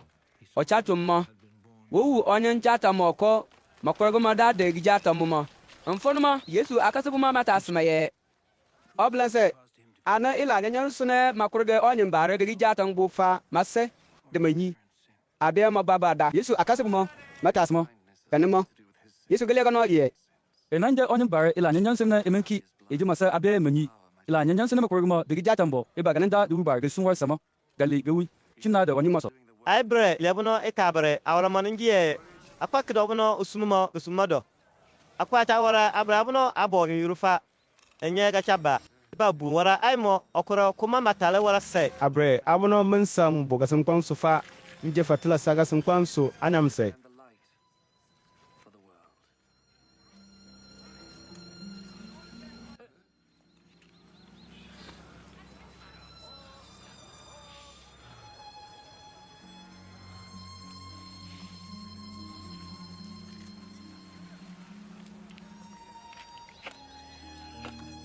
Yesu go tawaga ntama. Oto atele bu yela ga sinpa. Na offer da wara ga patie. Na ochu baja tambuma anse obama tama. He rubbed the mud on the man's eyes.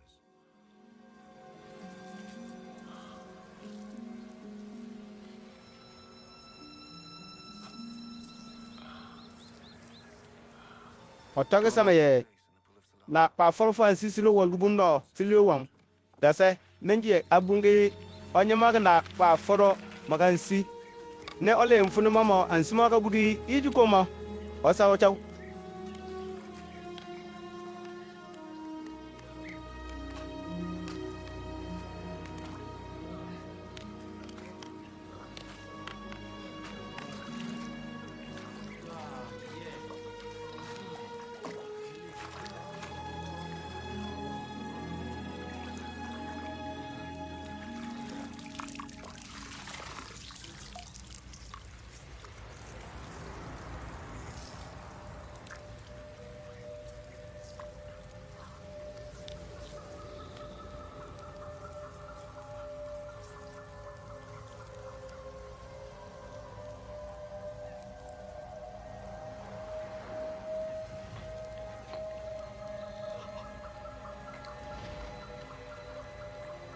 Asabuno Omar Jatambo. Male ntin isindi abarama. The man went. Dabunu po kala minyimaye. ochachina Kule atemuma. masan bacha tasa bareye Imanje onyimbare ninchachina ikpa nkan kule atemuma. Asa ko bechile ye ema. Ne Na mama akuma ye. wa emanje mo. No li mada. Bacha so abara tolenuma. Onye ma ba Bagu takasa ma ye. mane. imaso asama matasma ye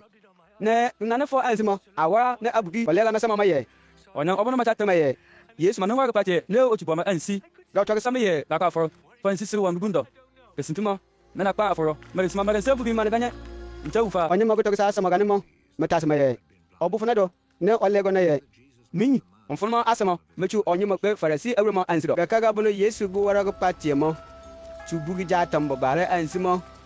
kananga kaga bunu ga je mama juda awra ga kachulase asama mechu onye makpe farasi awro magana ma farasi awro maki matasma ga no bunu iba numo ansa bugi ne onye ochawumo onye magubu sama maye ochugu patie tubo me ansi ne da pa foro merensi da bubi ne nanye nche ufa onye magubu safasi awro mo ganimo mo ako matagi onye obono owara ganu ila edifa emanje ubare ninsumo ichanyile omenta jigu barga kachula sembara ma sumo akuma ye nindine oje ila nenya oromo nasune ola tale wara amuna ila idle ono mo pu na gura kwepe mforo ma fere si awro mo mekita se onye maye Fufumo. Fo ansi. ne oburu safumo Emaso mena ila. Nufubo. fo atoge tuli maso onye magale kono ye ojila ubari kala otogubo emo edega ma piu mo juda awra abansa mo wa ma soje ejege sintin fe nkana ganan onye mbara jida jatambo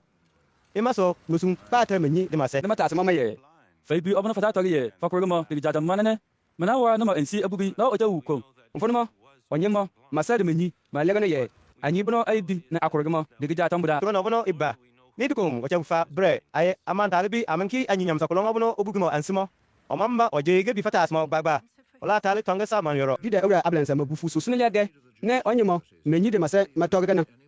ichenyile ye juda awra ablansa mo mati toge ila ye obuno ona le toge sansana ye yesu ninje omologo bo obuno wubare toge ye olesu ne menumo malati kase ye magiya imam banye yi momo chamono gana ila buno sulu matoge sa juda awura ablan sama ye omamba oje ga bi fatas mo baba mo mfonmo ablan sama meki tere onyemo nkana oje jatambu mo ba mama asirin jasene matogo ma ye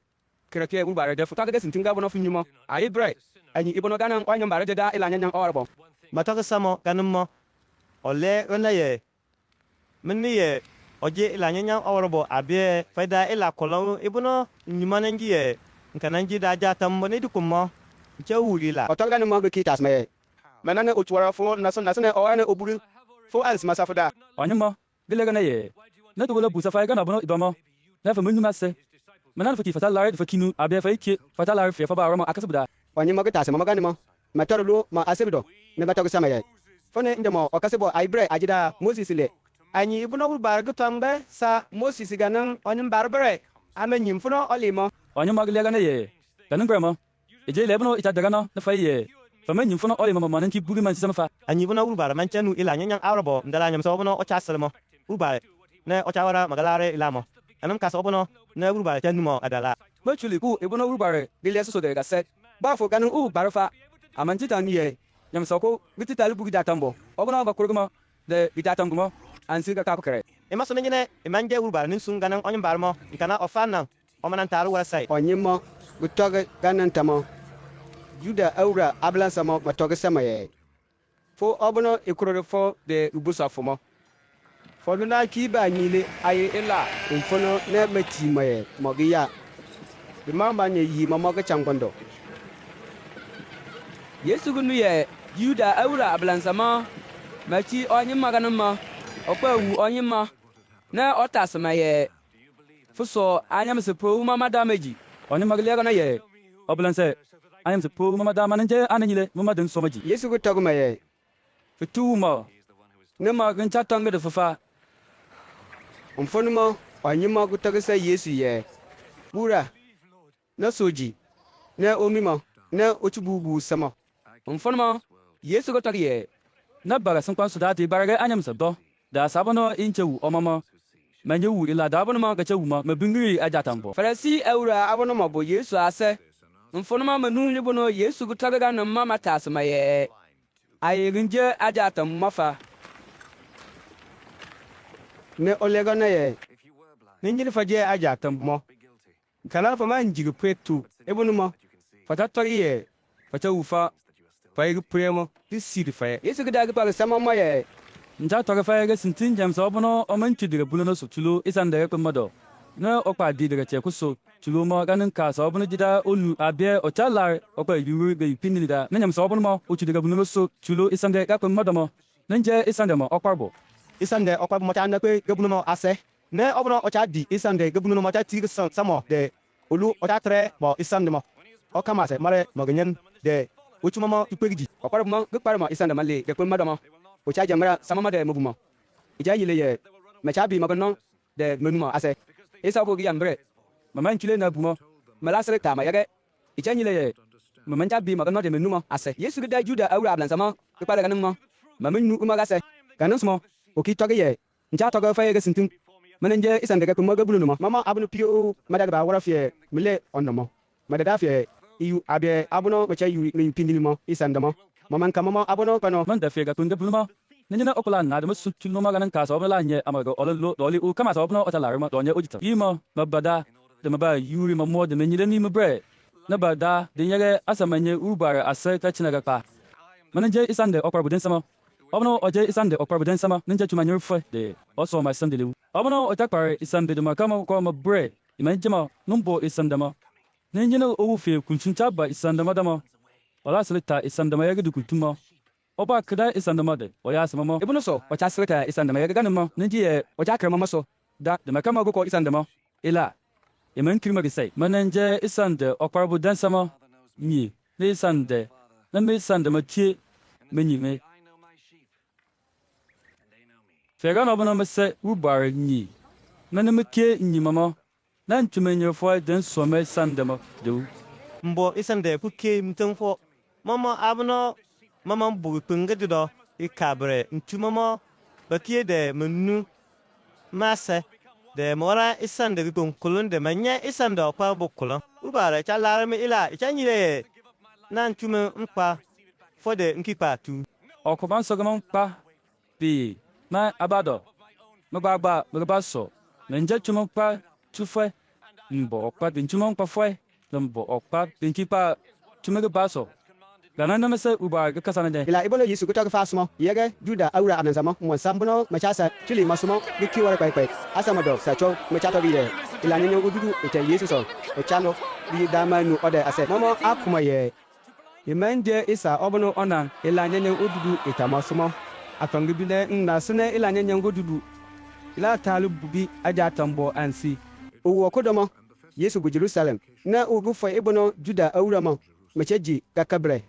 tinyini gano obono manoro urubar osun obumo yelasa mo osumo ganan owu obono mo ije awu abre yesu nade urubar osun obu para maso gasala ga gobono machatre kamaye solomon gasala ga mado Onforma Juda aura abransa ma paga chabo. Yesu no mata asmaye. Chalare atina pa fo owi omada. Ninjina fitanje obono ubare kusum de obama ge anam sama. Tasato ge tigi aye. Mata si Yesu ganamo. Palega na ye. Na wala to safa.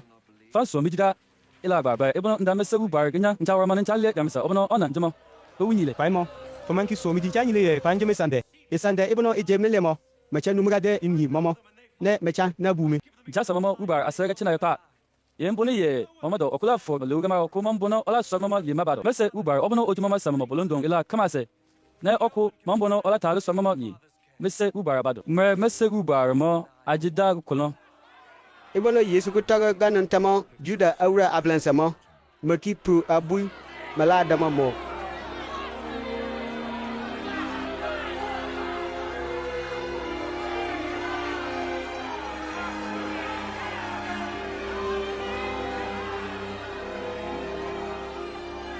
Onforo ni Yesu kutaga sa mama ye.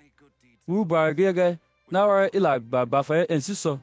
Imo mama so ne fatala de fadama bufa. juda aura ablansamo malega na ye emanje la baba ebono fuwara moso ne achalare de adafo abumo ebono chachufo ne kasere de urubar moso ne achalare de amofuka no fujida nemse ne chachufo ne ye fuje urubar yesu kita sa oma ye no mamma si ila ubare jimma da ye ubare kutoka ye faji ubare ona urubare ajemma bre amanja ke abom la kako asa abono manye urubare gutong ne sama mammo ba ne urubare gutere mama ye maje urubare onan fa Ne me obono mese ubar go la me ila sama nyana osum be barasin pansumo. Ja tori ye ide ubar medmo. Na sona fla tori ye ndeme nyomi kese de ubar. Nanjel fie fo ye mintawa ile bono ide mese ubar ila wasamo. Fansa ka so miji. Ne fie fo ye ntawa ima bremo ba glefaman so mu ba gbajimo. Fa so mese ila wase ebono ntawa ma jiti fenu gase de fa biye ubar umudo. Na miki mbumodo. That the Father is in me, and that I am in the Father.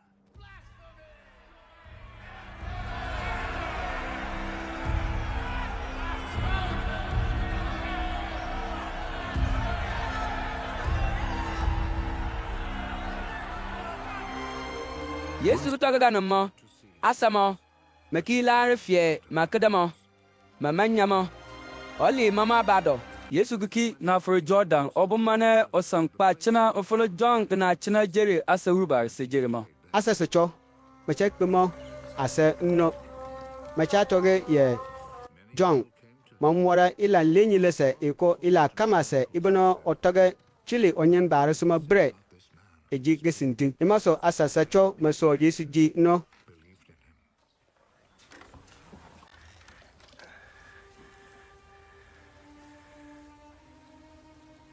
Ganu uwu obunu domo. Onyoko chama gensi pere so. Machatre ma ye. Lasel se. Oje betani nyim betani osole barije Maria de madam materewi. maria nenye ochi obono feniye uchu anu wantere warge yesu na uchu magumu imang pari yesu ayamo gana maria bare mapinya nenje lazaro se obono ochalo ganamo mapichiala ade musum pa togse yesu ye ayura fechamna obono fichalare mo ilamo chalo Yesu gunuga nimmo. Otogi ye. Lula gedegin ba. Dege ba mola sasa ge bada. Dege ba le rubar ni si jima ni le du rubar. Ole me rubar me bima ni si jima kie ni le.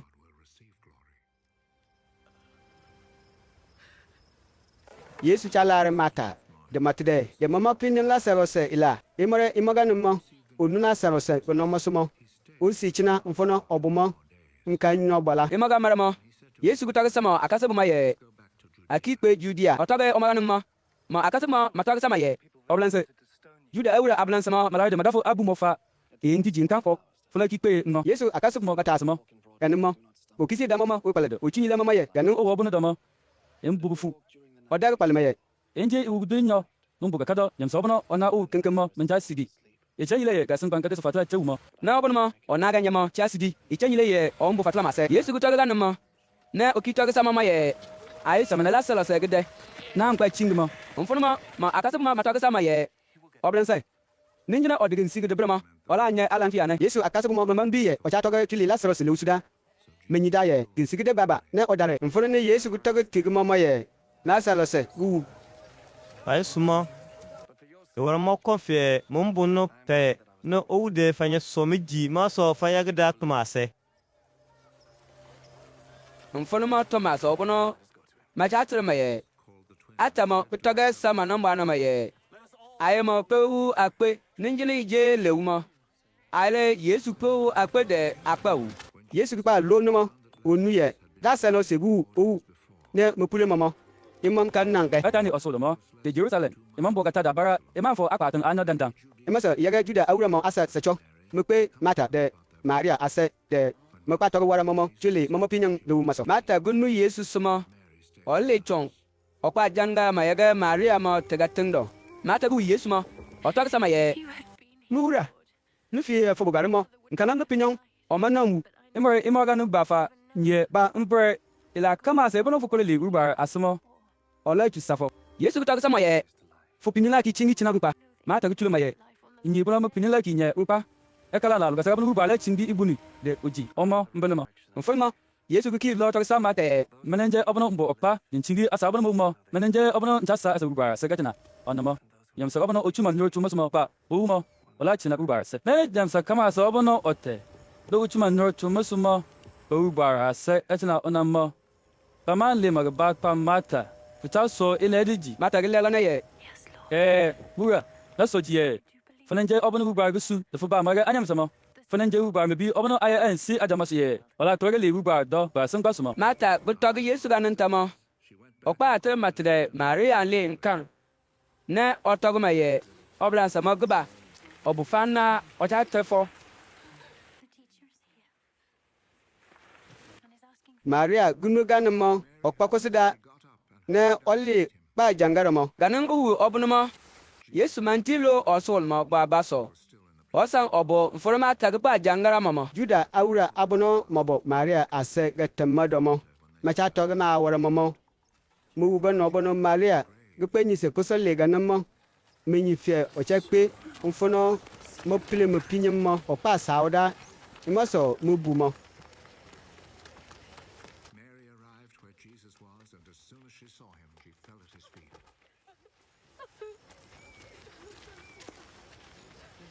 Maria gpa fo. Mfunu Yesu buma. odere gin siwu mama Okolgi mi ma ya do ne otogi sama ye. muwura nenjin fie fobogari damo ngana pinyang o manan wu If you had been here, my brother would not have died. ibono Yesu wu ga no bono Maria cha sawo de Juda awura abono mubu mamake mecha sawo mo magasindo inyeda mo ne ilu mo tebu cho His heart was touched, and he was deeply moved.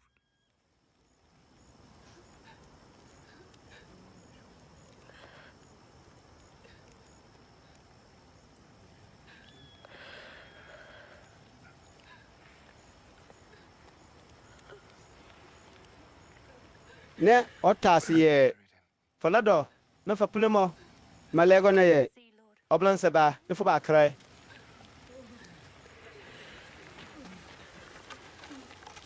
mfono Yesu Kristu Juda awura mo mu ga mo mataka sa abara ye fakre olar mo ila gu cho no asamo akuma ye mo obuno ochejata mbumama manta lege de Lazarus o mansa owu emaso Yesu gisen gikinye dama bunase mfunuma onagbe mfunuma pule mama fobodo na mapule Lazarus na mechugu belego ko tuti gu funuma gamuno no yesu ke na ku no anama otogisa asama ye fabile ngubu mali furubomo gabu no funuma Lazarus ma pichi mata we togisa yesu ye oblanse mapule mo fa ndan kal nan na olali son yesu ku tasuma ye mun tog sa fi nandina fu tufunya tumusuma fla wu ba ni siji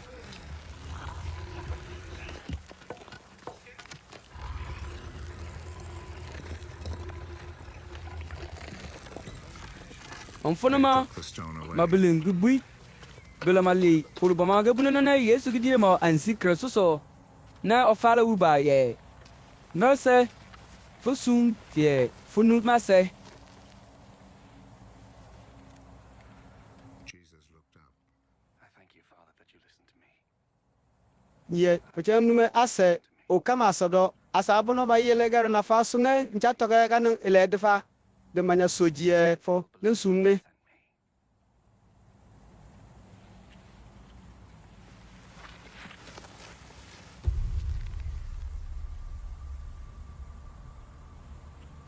yesu gudala tama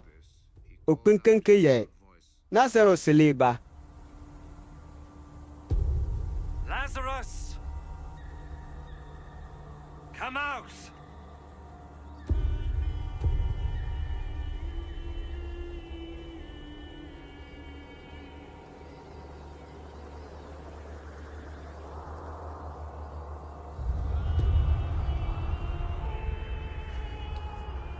mfonoma Lazarus obono o magale be yesu ase kesintun ole bara namo akuru abono mechudela magubunmo ga kpasan amili mo aya de mo abade mo ansiganan yesu gutoge sa asama ye famarage akuru ma de manyurso de ona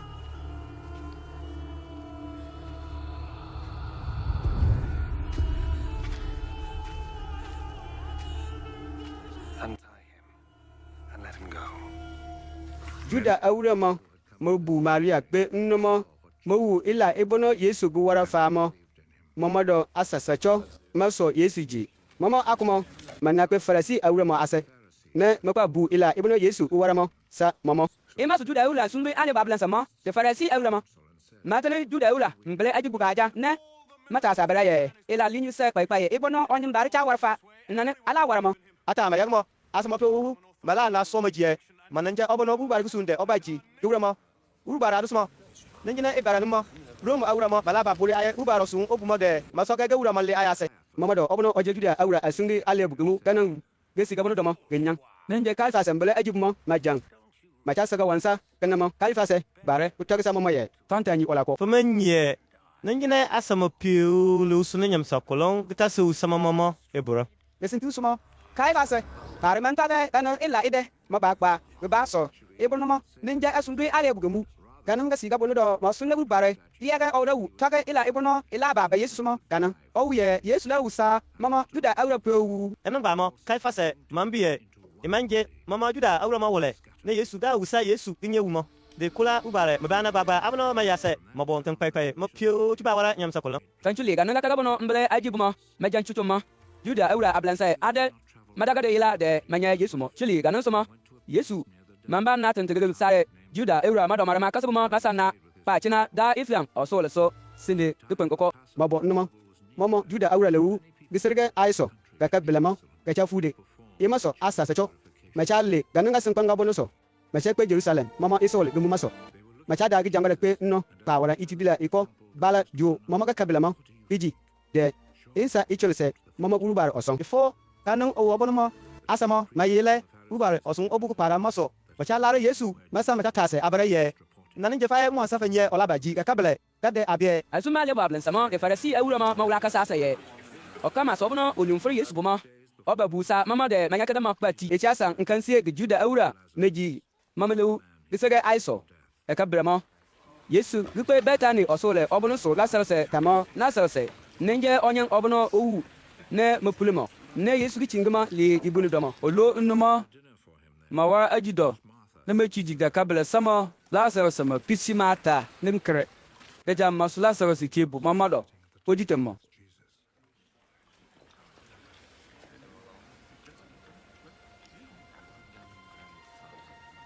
mate mechejima Lazarus ma pichi Maria gba jupun tuwa de anu wantere bojalon se oko onan chuba na di oyi ilim na michu waramo Maria wichu anu wantere mo bamo pachega wurga Yesu ayaso na uchu magumu iman chupare Yesu aya owaraga nimo anu wantere mo uferun guso gatema bunudo mo bumo piuji obuno Judas Iscariote Yesu akasebo budu anyomado okobo nnomo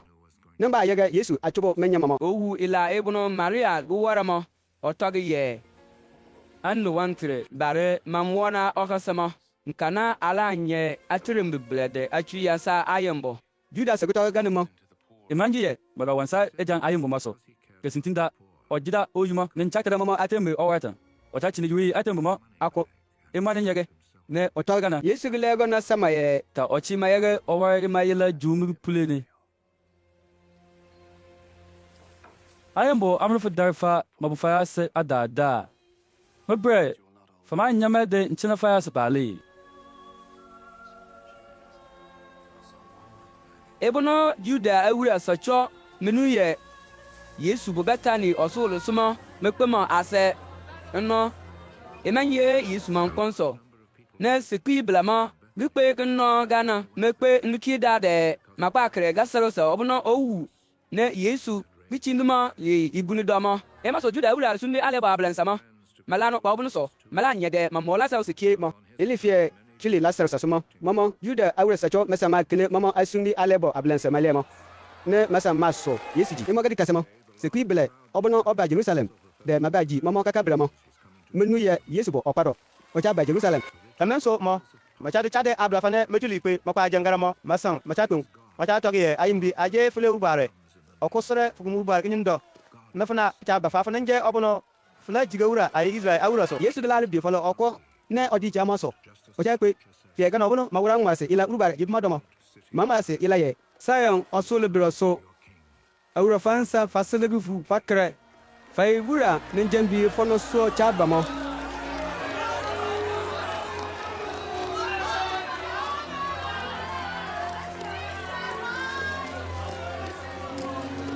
ebara nimpe ufa Yesu akasobmo mamenu gase aya abono so owi obono urubare kutunyi siji tusa Yesu mo bay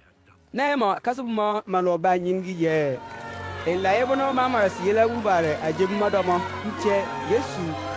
ne madaragana sekwi obono o Yesu bichingi lasa se ne oterema le frobo acha madomo mana toge imaso ela sa asa bay ne mama katabele gijima glofo amunale ela ebono Yesu guwara maso ne asese cho mali ba jangara magana se piobono ubu Yesu masumo farasi awramo matog sa baraye famu alata ponda fakra asam pio nimbandi ban milimomo u obono asam pe Jerusalem pasun rubare gananga kabele gabonomo abono manje Juda awramo akuke masare mamado ganan asade mabafiko ase ba to maye oblense acha larfie awu Yesu ganan Philip baji Yesu akase bumado oko oli Besaida Galilee asun kanso matogmo banmo opa toge imasa andilu ne mama asa anyo mana pa toge sa Yesu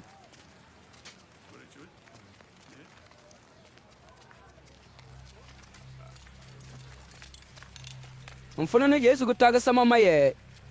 Edo kumbre uma fo ibunuma anim ze ko mama damo na nyi siji ble. kesintin nen cha toge fa nen nyene gu wayi gubigen tora isado diguma bicha si de gumon ko nen nyene gu wayi gubuma bu isadomo bicha koro digisoga wara bicho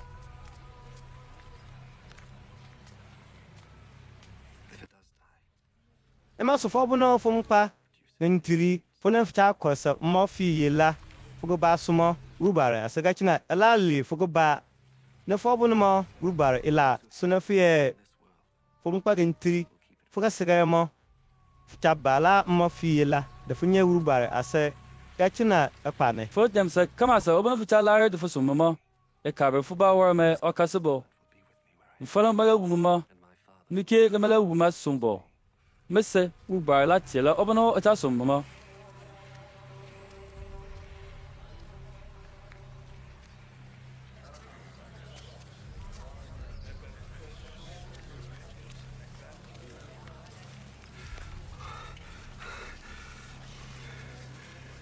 Edukom wasundo.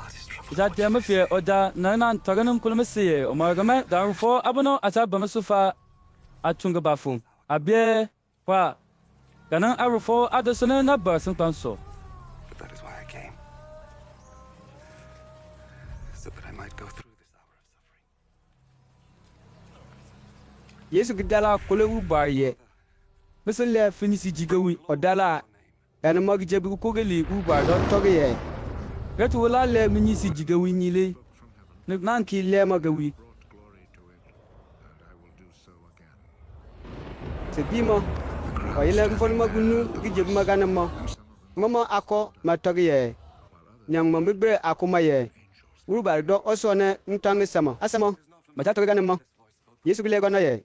Faisu ne gijibi de tanga na kana emanje maso. Edukum uruba le bum kasan panso. Asa pue tuli mama ila nyanyan so. Mkana ila nyanyan po uru muma. Mombo lom kasan panso. Edukum uruba la ko sama gadda pama so. Nanyina ipurde dire do oyiso ne wuma na ndede asa pepe pewu tuba ne ase de imalaga omo Yesu gutaga ganan ila ide tuli anyile lu obono onan ola chuma Mfunimo asemo matagese Yesu ye anili rubar baramada ye obono rubar la sun. Oba marga anyam samala chinaga para pa ne gwa sune futa togi ye e kabro mapuru anyam se po mama dama de do oyiso o ananin jegana anyam se po mama dama da asemo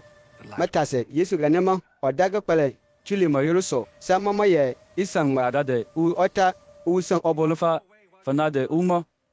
nenjeli bu wa fa ma fala na ibri nyam so obono ona ibri mo man chabi mfoloso o chakwede e maso rebono o san obono fa Fachifaye no Tomaso. The final rafile asabono faje ouma asa Yesu gutaga ganan tama ona tamama yage panara. After Jesus said this, he went off and hid himself from them. ila lenyile se ibuno Yesu gu warama inyacho kucho ne asamo mo imade mama ansimanki somaji imanjegi ya ibaga namo inyachina de ina ibono isaya gula masila moda isaya gura urubare ikala otobo ne onachina tase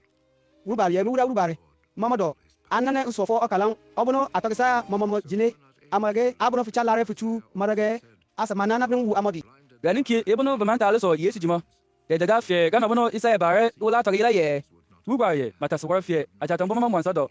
Inse ibugudila gase mama adebre. Mama nyu ilebono ibono mabie mama mwansado ibugudila gase nunkana benu ila gase. Mama leki do urubare asiri. Che mama golo togo bono machalo fa. isaya man taga ganan giyang owala wu Yesu misijimo imaso ne otoge chile maso ganan juda awramo mekine Yesu sa imagane mo mama sacho maso Yesu jida bore de mama ablansama ako mama chile le mama guso yimo guda ichanyile ye masal farisi awramo bufuye mala na jamama ye mama ya gambanye yi mama uchangondo Nisiji obono asamala pisa mama. Machala don uruba le nisiji obono ola sama mama. Yesu ku pem tagsa sama ye. Obono oso michima. Emanje mo wole. No soji ka se so obono osu makeji. obono owu buma bu obono osu mama kini Mena ba san panso. Da fie fatla do obono ochuma yoro to musumo. Omansa osi gibrudo. Nengele foko fcha numila to se. Le funcha jima sumo. Enje men nambum foko pe chanyile mamba san panso demba bum anyam sa prie na bala demba moragara mama de manyaka china ubara se. Nyamsa obono okilime. Ne okine me ila tarsama brebo obono ola buma. Upema na ajebi abono na tarama. Inam buma. Upe kaga bono kasan panso. Katsina gala yila okarama. Ijanyile ye. Ila obono jatamo. Imanje mo ba so ninja tare imam segu ba obono osu ma bagba nan kasami ye ededeje nan tare ye ila obono okasama ganuma ila yega asamanya chinamo asega pa mo so ila obono jatoguma jatog daga no obono mesegu ba tagmi ye tagma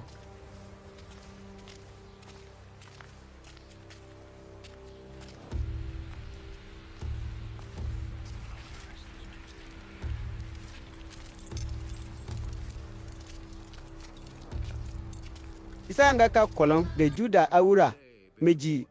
mamanu gesrega aeso gakabele mo Yesu gbiye owuma bofo ibno olali gasinkpanso de ukikpe masa asmo echina domo olarimo akasebo abono mabumo asmo ilaganan abre adomo Yesu chalare oba le yile ganobno okara ochalare omo ilamo ganan ga kaga bono ga bodmo Yesu mare mo akasim mo mate be chejimo ela nyenyin tu ga mumo giti sude Judase Yesu kayote obono oje timon gudumo ge oyage Yesu achubo manyamo Yesu nyi bunu mase uruba ruchu ila kama se tuwaramo. Yesu abado. Oni keye ole uruba rase.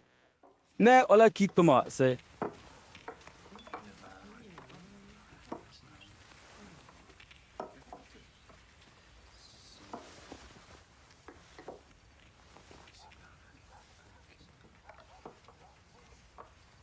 Majitawo. Okoso yele ne olususule ga bagabono osuma. Ne ochubode be chudila magasado.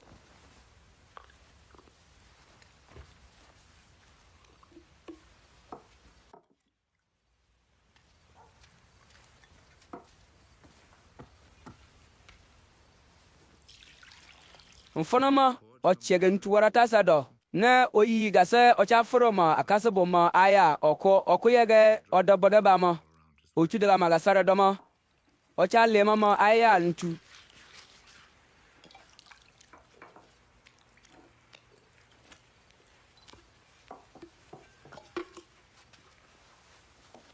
Yesu gba fu Simon Peter asma Peter gta asma ye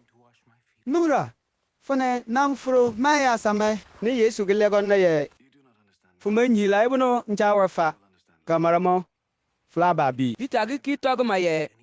ukwa in kagrefo furo maya sambe ga kako Yesu gu togma ye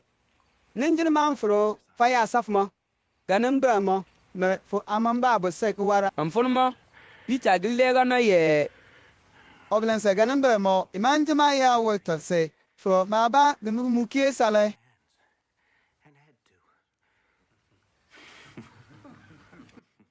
ni Yesu gutog samo je Nenjini nyamsa gijema. Manyor ga cheko gamba bo Yesi ebono ituye okijema ya dawle. Nintuye ofurfaye ade po fambo Yesi. Ganama faido yamsa kulungba. Nambo Yesi. Yesu tu wala unyobono ola yegma achub manyamamo. Imasana tagi ye fayade po fambo Yesi ganama faido yamsa kulungba.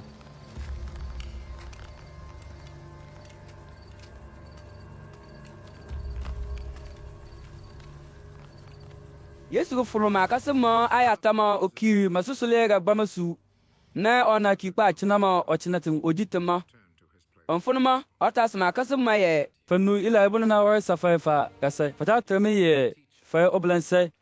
de fa yu fata maganama mamam fwe ijanyile ye ganan jamsanin je tu mabno inji fay oblense du fay buru ma gam bara menyo gase ne na fo fay aya sa fay fa ma so fay kie fa ba fay nyo gase fa fo abara aya sa abara ganan na wara sun kala ila sa fay na fay ki fora ila ibuna na wara sa fay fa ona gasintin cha tormi safaifa daga manja dumo oblanse osomancha do obono osumamo ebono fanya biye ikabre fason abarafa na fata son abara gasintima fala amulen sabo imanji fay piu ne ndare ni fay abno na leye fora mga summo itriye ila ibuna mawla masi ila ulbare ajib madamo mo enya ban sintim mawla masi ila ye nyam sobno marmo acha wara abaji mana nan kise di ila muso mola mi tara fa gana ilede mpre bade no ba nanjini samba mak fa so midiye manam buno fa ne la kama se buno gasintin nan cha tormi safaifa obono oso obono ne summa aba nama mena oso gana na obono oso me aba nama obono osumma na oso gana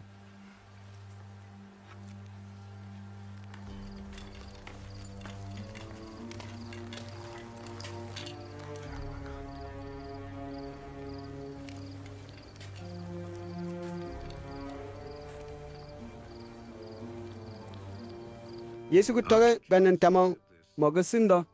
inyega mo ne o bu samɔ mɔ yɛ Kesintin nin cha toge mi safai fa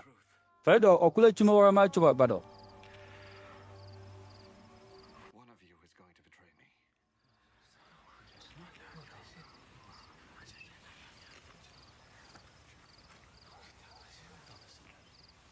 Yesu gu tɔg ganin mo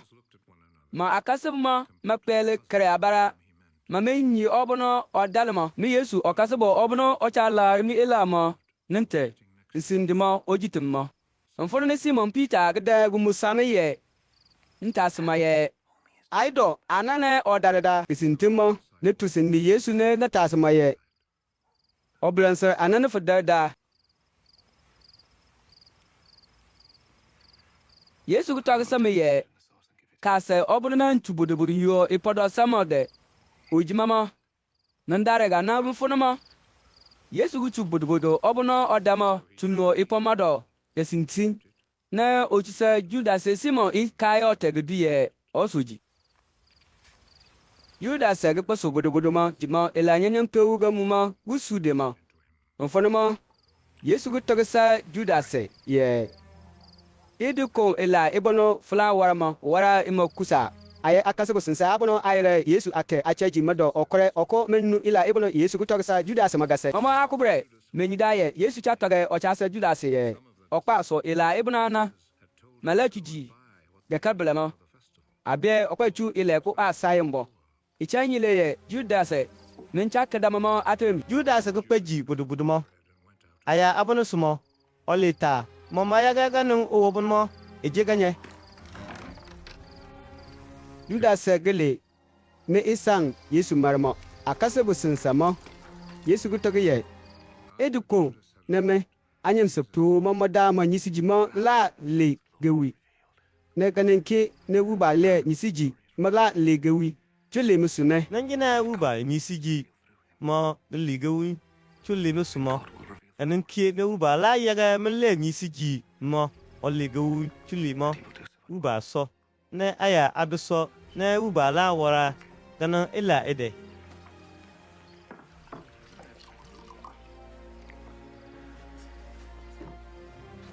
Yesu ki tɔg samama yɛ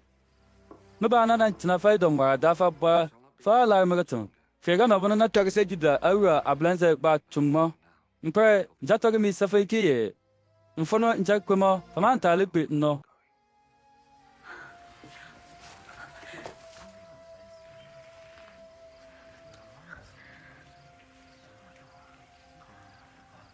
be ne nan chummo ncha yila mbara pomoro ncha safai ye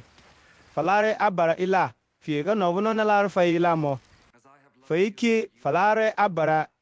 ila ganan Nanjil falara bare ilamo. Imana na yege okamase obiye. Ma kasu bunu faje. Yesu gu tɔg ganimo Simon Peter gu taasima yɛ mura fula kpe fana nfɔni ni Yesu gu le gani sama yɛ mfɔni che kpema fuma talu bunu kpe nnom fere gamara mo fula bunu ba no Peter ki taasima yɛ mura bana waso ne man talu bufu kpe no mpere yɛgɛ nan talu sofele wu ne Yesu ki taasu Peter yɛ Ma so mele u so gugu yila. ke de chaasi jambar se Ono folem damo. Fla so ge parag se yɛ fumenyini. Yesu gu tɔg samo akasibu ma yɛ Faman sa fai fai asindo inyira fai. Fai bre. Fa pochi fai nyoto ubar suda. Fa chi fai nyoto masukie. Ebutina se inyato. Mese ubar gatindo. Nifye imanjega numo. Nkana man torita fai ye. Na angpa lorga cheko jo fai. ninjine na kpa lɔrɔ no yila safɛ ganimo ne kiba fai ase dumba prufai chupe ma asem fulmen chinamo no ne fai kie fala china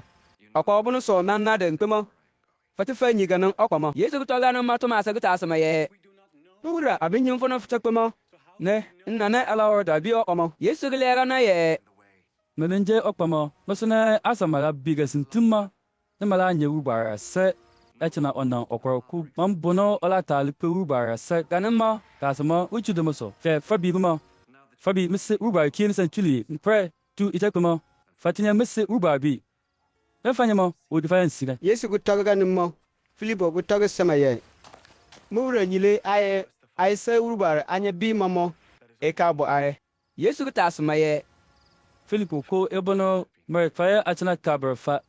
masofo man tita bi midem se kama so mono o wumma o wumse u bar nana na so defiki fi tagami ye ni le fa mase u bar man ta so miji ye mase u bar gumodo namiki gumodo ile bono nta tagmo man je mo ba so men ta tage ma edida mase u bar obono otamudama men ta wa magsum so miji ye mase do namiki modo atarfa nufman sojima ki so miji kili ne ile bono ndeubar olon njawara maso gesinti nja tarmi safaye obono ojuma nyo tumasuma nawara ile bono onna njawara mo beki dumbele magba ichanyi le ye nan pemse ubar se ila kama se bono fadala kula ubar na dumasuma nan wa safaye de asamanye ubar nisijima kina de ubar madumaso ila kama se ebono fadala kulma ganyin domo gesintin na wara safaye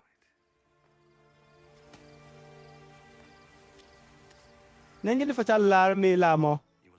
fala jimin baramaso nan dala kulmese ubar do kisu okwa boko o ma china fa se ga pa manen je ubar odudu obono oboge sintima abon man ta so ubar jima man ta le somo aba anno ichenile ye onanyi ye obona na man ki benimo fa break fa yimo o ta fa se na ola china fa asendo man ta fa yage fa yon konfie amundi na temo na ki ba fa ase e ko sangwa da abono man cha so ubar jima onamba wunu fa bre wala wunu me nti mbo ubar ase ya china e ma so fa kie wala nya ubar ase ga china ganu o obona ma falanya biye mbumese ubar do na fa ma fa bumudo na mi buma mbu fa do funyam se obono cha so men bara wala ko sendo na cha ji mo so mo o ni cha la me se ubar la re fugan ka se obono ila miki nan la re fo ila ne nan le me yulga wi nyile fo Yesu kutaga ganan tamo ma akasi modo obuno ma chatma ye Judas mo imanje Judas Isikariota bre ganan Judas bar gitas Yesu ye bura manan wara sine ayole na fla le fanyo ge winyile ne abono man cha so ubar jima bre fo man le fanyo ge winyile mamada Yesu bile gana sama ye obono otalar me ila ma tanu me ga se ubar la larma ila ne me se ubar ala bama ase fa abatina mado obono o man cha lar me ila mo man chenu mga de okala obono na taga safaifa man limase oliga ubar obono osungumo ase ibono asan atadabal fa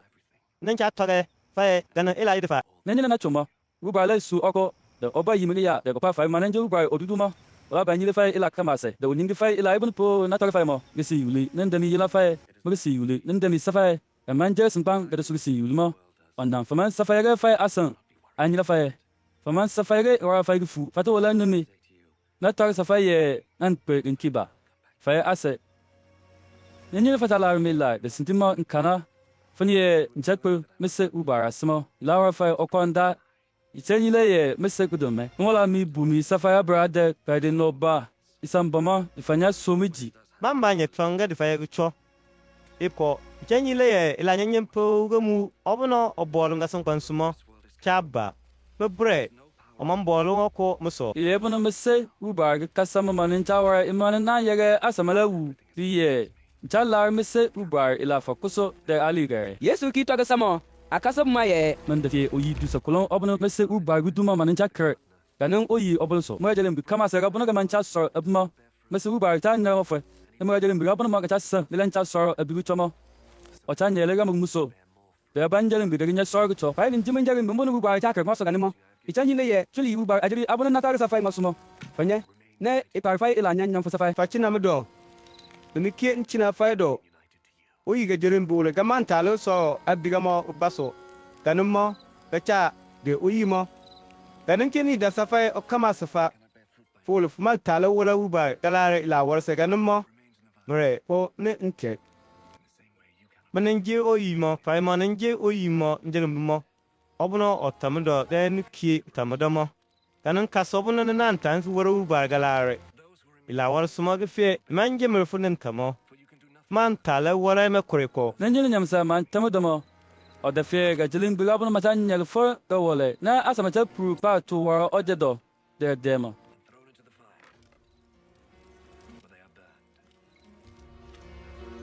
nanjini fatamudo na ma jebi atafa damo ila kama se ibnu fatal la na fadala kure barmo wala wara ima safa ila ibnu ila le bese bar nyisi ma nyile mananji e futan suwa magala ila warse en mana na nye nyile ye fajima akasibu gasinti fe kana bono urubare ilare me lamo ganin da muke na lare fai ila fa papa fata mido de lare fai ila ganin chu itape nenye fataji on barasuma ba tinama do da la fa ila fega na bona ji misegu bar barasana ntamado o ta la me ila fa le bu ganin ila ede safaye de inya wara fa kon fe kana bono ibumo komo ndalare i wara fa ga sindo kon palre mamba bono nde nja safai manangi ye balare abara ila fe kana bono na lare fai ila mo kala ga ko gam bona ga ba dum de bona jam sala so ma chamna na lumo le bono nja ka fai ye fa ne fa momo fa jemi chamnana on ba nta ta fa ye ma daga ita nyile ye daga ben nyimo obensa ga wansa ide bre na ta faida ye me chamna na ita nyile ye ila kama se ibona na mi se ubar asma le tu nyile fa ye imanje fa ye ne ntose mele de mo fa ye obranse mane ntose fa ile ye fa ora uba ga sun de bara ila danse de ga no bono o yi cha soro abmo njallare ye ganan ila danse mo e de fe ga pa ibara no mo fa dala ko le ubare ila kama se magni ndo mo ola yage yi fa ye ba ila ibono ncha ka fa mo nji ye falare abara ila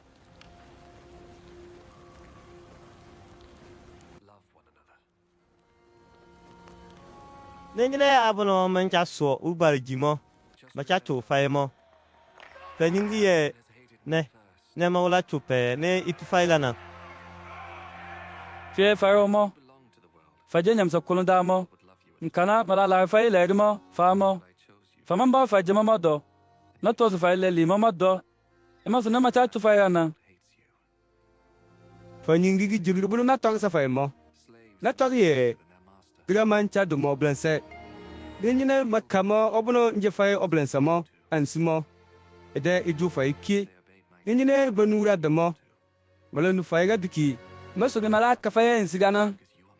ita nyile ye monenyi obono osunmo nengile fie mumbara sankwa nga de so damba tanga sa samo nkana ele bono macha warfa uba mambu mama ko pe madmo naba ne menuli masafa mamamba mabo o chere jantan nyamse obono o cha chumumo cha chumese ubar kiene nawa ila daga na se ibuna na okoko menti tawa kre difie nkana munwaga nan de mo ansimo nkana ila bono bacha warfa ubar mambu mama ko pe mo idimo mo mama ansi na adaba chobara mese ubar pu imam baganan giya e baganan mo ichina da dile bono uba giya ga mangmasila ma ajebi awul ma do sama mo mawla ngrasini e mam boy la koron e bono so bacho mo na sun obono ola kwa fa mo fa ya asmo lenje ubar odudu obono ola le ubar asmo ojile sun tiura nenyine obamo ola le me ila nyile asa faiki fala le me la nyile asa icha nyile e ochuli o obono na yinga sunmo gasmo me fa e arfo abono ada adu fa maso nana tagana ila dipo safai de fa so jima man sa ko so asama le ti faye ya manye yi momo achambundo emanje bono weba owo kucha bra ebono fie oko mo faido okumo ola twimeye ubar osomodo no ko daga na yege injile ne ebono manenyi na abie mese ubar maso na mana wara fa gana ila buna na fa imanje yan sunin cha toke fa e ganan ila ido min cha la wala fomo aba chule fa e ncha la da fie nengine awol fomo aba tu fa mo de finyingi ye na wala toke fa e amaso ila de nye kada fa yuru mungula toke ganan ila ide sa fa le gasete dase ichanyile ye nsa mbo fa se idu kombre njaki obono osum mo asafaido okro ko manki tase ne fona njape na wiye ila ibnu piu na toka safai fa ne yaga na fa asindo inyida fa ucho kana ncha fa ga fa gasin fiye ne kik puma ne ila wara oda sa chanyile ne ngine manki pe ubara smo obono na sunde oba pa fa mo mamba ngine ne kik puma ne na summo fa ase obamo ola bugi anyam someone actually ila nyanyango wara de gisintingiji de go pregu bunso ola nyile mama mo sambono made actually gana ila ebuna na sumo inchina actually ila nyanyango wara sumo gwa duduma la yaga asa mabiye maji ila nyanya awrabo ilife mamanchu mama yoro tumuso kili gisintingiji sumo ubar odudu mala yege asa mabiye le ji gisintin sa ubar ilifie man pe mese ubar se ne famba umi actually go pregu busumo ubar oduduma la yaga asa mabikie menchero ruba labum o ma ko pre ilifie otubum ila nyanyin pogomu obono obolo nga sampa so ma ko pre sambo ila do nan toge safai imanu mo nanjin na toge imopu ayadu sumo ila dum fa ba fa man talumi ma se ubar oduduma ganje obono o challe ubare kesintin ila nyile nenjina ga na ubar odudu obono obamo mo na ma jambara safai dafa bi urubare gisintin ila mo to ichanyile emanjimo gbasune ola ba tonge ile ibno onumo imane ola toge fay ile ibno ila baba mo urubare odudumo la chungi sijibara me ola le ile ibno ijemile mo ga wunyile fay la ibnu po mese uba buma ijemele imasuna na taye uba oduluma la le la ibnu ijemele ma ga wini fa no isa dam ngafa famamba wumi ne ki wara ngamo fala ki wumi Yesu toga nama ma kasuma ako majata sa bara ye mena ila na odare danu ta togi ye e sanda marafa aman ba wuma ni ikiwa maramo ala ki wuma o ki togi ke ye o chepe mase gubara ase makwasa mata sa abara ye menane odar ye maradafa amancha nu imagase Yesu akasuma ma ko mata sa bara kanama obi ye mata dan fie mata asmo imorase oda asoma ye ebunu na taga fa ye e sanda marafa faman ba wume ni ikiwa maramo pana ki wumumo imorase ne fata ta sa bara fa nja toge fay gisintin ile ibno ila ba musumo fala sawo de faye asabno mancha so urubare jumabere ila wala mama okon emaganmo faye ga ye mo dala ba bingiri okon sa faye ila wala fay fie o womno o chicha dummo kanon o womno damo o cha ye ichanyile edun be yimo ningine onye ne okurmo o cha tan mo ga ye maso on ba cha nyindi mo ichanyile icha wala mo okoye okurge nyemsa ba ga sun kwanso kanane ila ba wala fay kene mbere fa bremo fo buga ye do nanki ba faye ase de faye ga sango toro faye kanon o womno mo oko mon buno ola tar so ga oko obuno fala jimo li faye abado ningine kananga kala buno gafmo o man ba tasame ila tasase ko sintin ne nja toge ni safa fa ila kama se ibno fala dala ko le ubare asmo ola yege di yifaye ba chule mi yesu so faman kita dala ko ubare ile ko kina de muso ka ko kare fa dala ko mo kina de muso ola yege yi faye ubade itan suwara faye asindo oko akwala do na taga mese ila sa fa o oko sa ba ibnu mamba da fa akwala chuli maso an san taga mese ubar ila sa fa ma nan taga tigi fa da century kanan o wabno chuchuma ala dala ko ubar ila junna de maso emanji ye men nan ko mese ubar sa fa mese ubar ba tala fa ila ichanyile ye fala mi ila na fa so mi die ekpalagali da ubar se na li mese ase na da bar sun kwanso mpremo nchali ga sun kwanso ncha kimi pe mese ubar se Yesu toga nama ma kasuma ma toga sama ye fumuri de kombre na fotogi tigi aye na fum ma tole akpal da sai ilkon ne abiye finyi ila kama se imamba tinye oko oba tasefo ila imade yege asofu die fulida ubare asigisintin ba toga ganin tamo Yesu ku ta mama ye edi kombre fa so miji do o okotaba otufu ba ibna fala yase iyaliya de fakikpe fa umi tameyege de isa manko iman kisa man kombre mase ubare o ma ase ne toga ganan ila ede safaida de fanyag sinyuli ele fe merfaye awla nyam sakolon asa mala yege fo awol fo gasan kwanso dere imaga num bama fa yege ikeda fayin yuro natiji anyam se olympio so Yesu ku toga ganin tamo o demo anzika susu ne odala sawu ba ye mese owu mag fulleme fugma nyisiji nyile asa fulle nyisiji nyile ma me fugma le fulle nyisiji ma nyile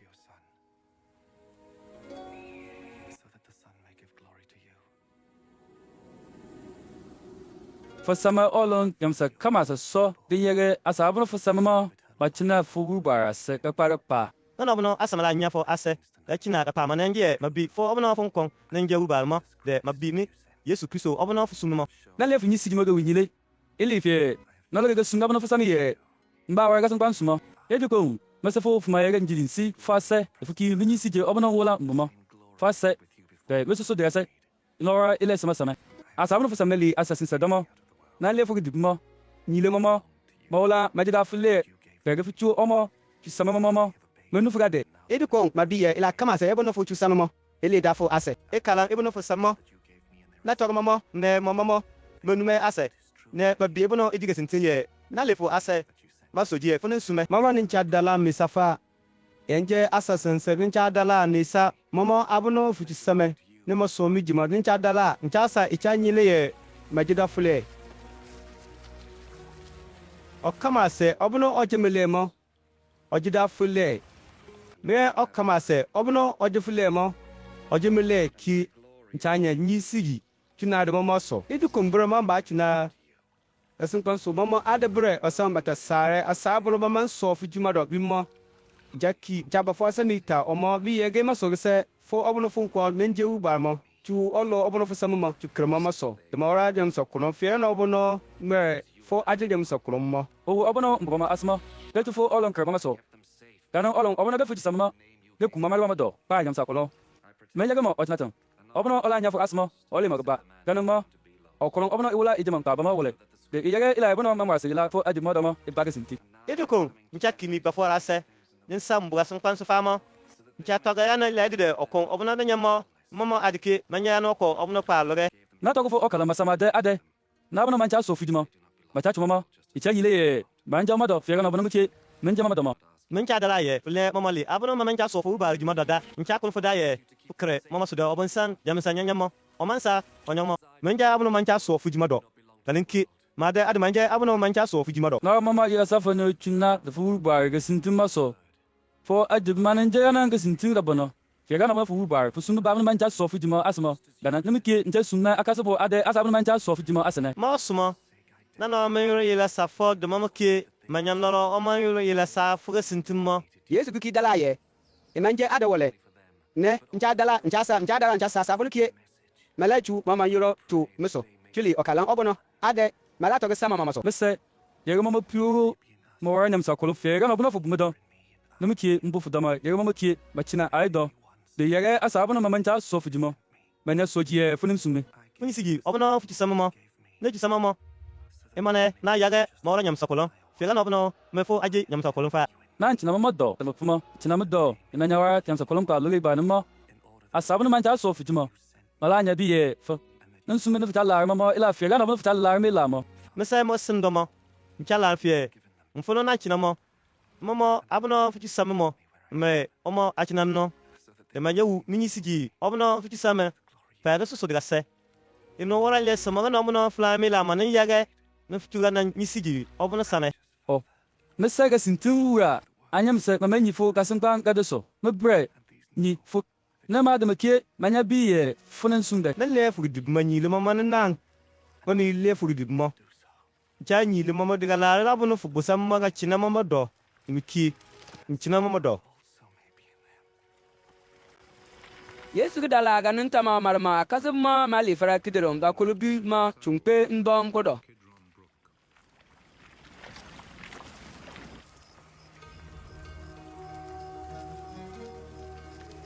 There was a garden in that place, and Jesus and his disciples went in.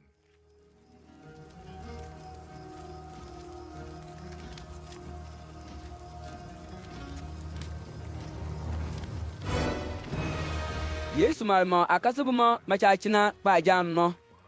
emaso judas obono ochalare ochu yesu wara ablensama abadomo yino judas bare gpe juda awura asumbi alebo ablense farisi awura ase ne manle mama asule gpemble de ubar osun obumodo adebo akuchu wara de maye gpe ndo modo pa kida yesu macha kuma madda ifatla da afla da adondo yesu gtola bi 11 itaba masma ganun suma oli pa jangara mama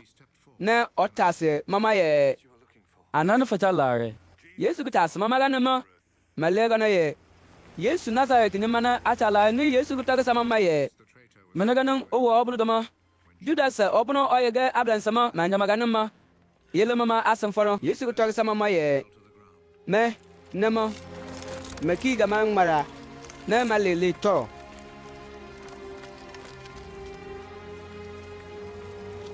yesu ki lord tas mama ye anan fata lare le malego na ye yesu nazaret ni mana atalare yesu ki to sama mama ye bumbu safaye man ne masu nenjena me de fata lare bramo fayege duma kasabo adamana yesu ki toge kana ila ede de yage ebono olada bitoguma enya barisiti ola toge sama se ubaye asabono fitu sabuma me yage mamado ba okolon ochina tun uba asmo oli magaba macha la de bakida yesu mo simon peter glore de ki gabono odama le ne onele diga oko musofa macha de diga maye maare ko si mo wura ne ye juda awura asunde ale bu mo yesu gu ganin ma otoge sa peter ye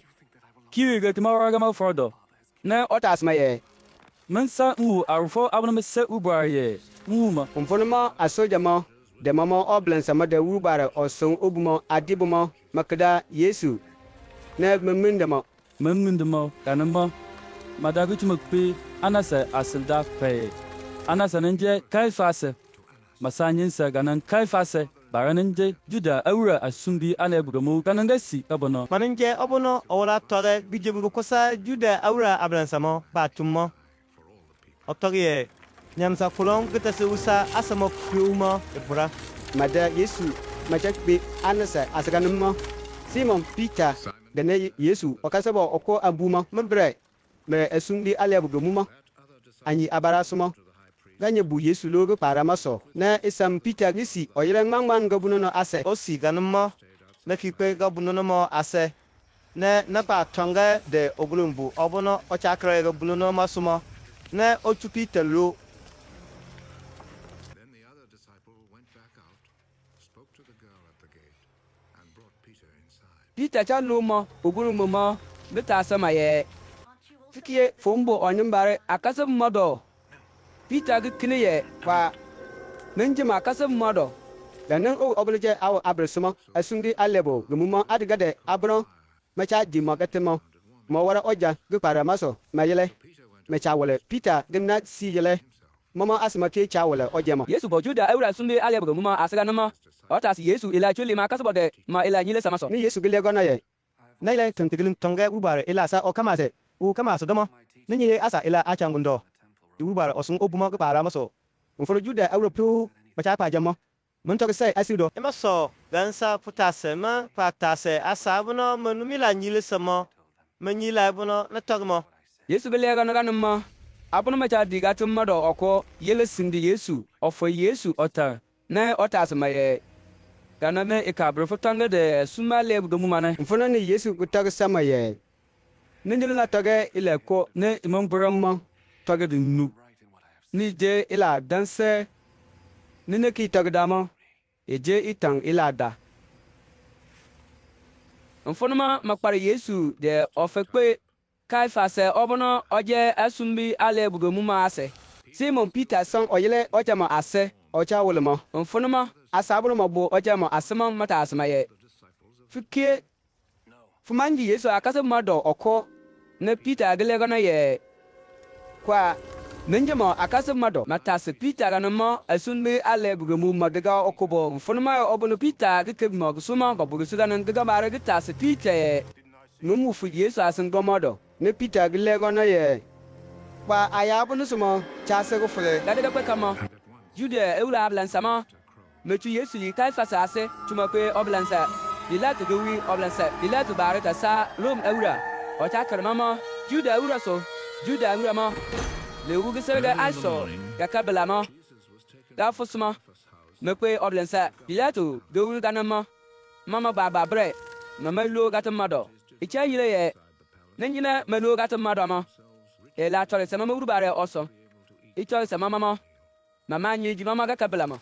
ganasmo oblense pileto geli pe mama gase na otas mama ye mena ila na oni bare so da fadama ota bare otas mama ganamo malega na ye nenjine o maide ila nyanyan ora bumo nkala amachuma ba wara fa bado mfona na oblense pileto gito gese juda ra blense maye tochmo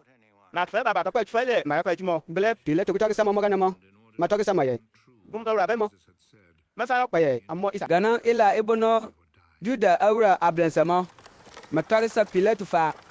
iyage ila ibono yesu go wala toge chuli lewu obono onan ola wu masuma enye ba gesinti Pilate went back into the palace and called Jesus.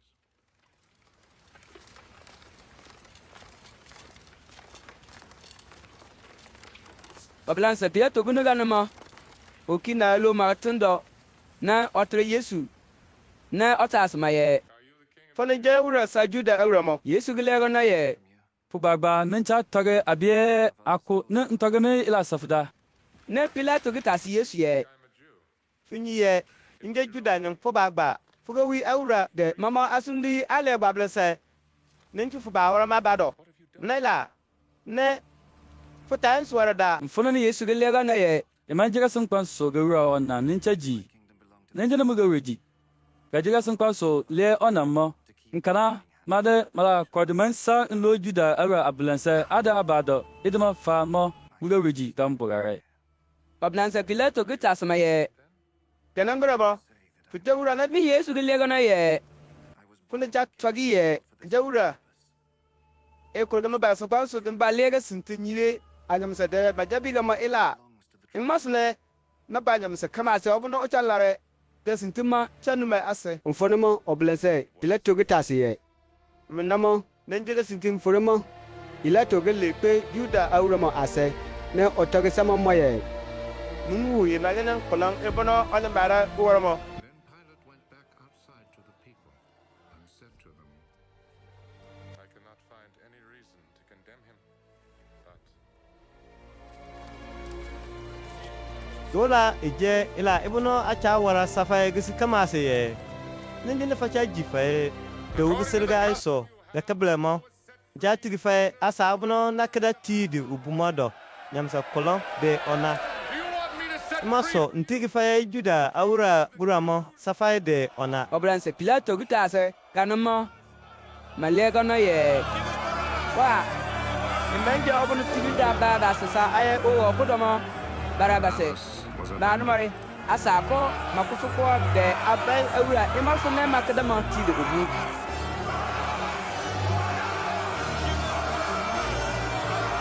imaga maramo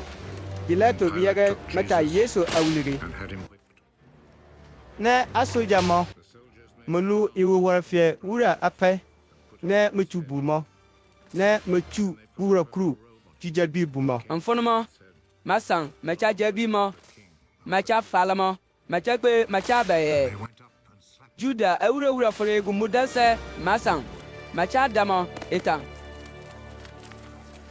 Pilato asoja mo bora Yesu ganantamo Pilato gikile pa farsa Juda awramo ye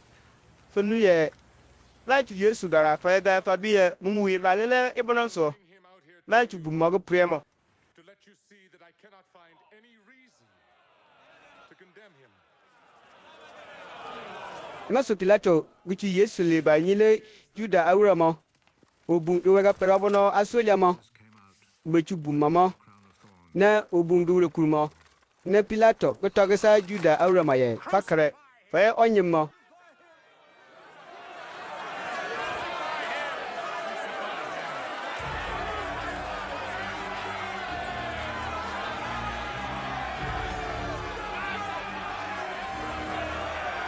Juda awura sumele babla sama. Mama soja mo mu Yesu mo be ken tagsa Pilato ye.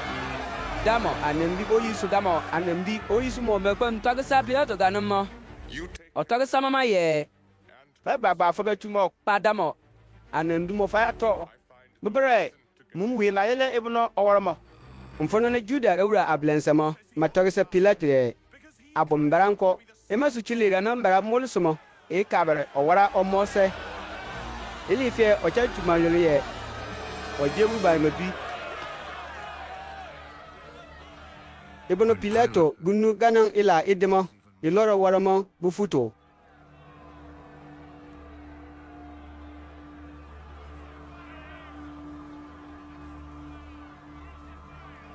Ona loga tando na otas Yesu ye fili fonada otas Yesu ganamo. Yesu man kamagano. but Jesus did not answer. Ebono oman kamagano. Pilato gikitas maye Fuman kamagano. fumanye Mbo okpade ntafira gede funana mbo okpake de yanga de madafo anendumara de oyidefu. to have you crucified. mfono ne Yesu gutagesa maye Yamanje fugu ba sona funye okwama sufa fegu barman safo okwama kala fumanye okwama so.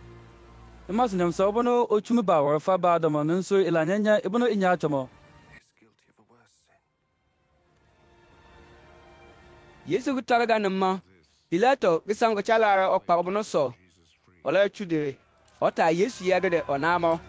Mfunuma Juda urama. Nakoma kpenken da ma toga masa oblense Pilato ye.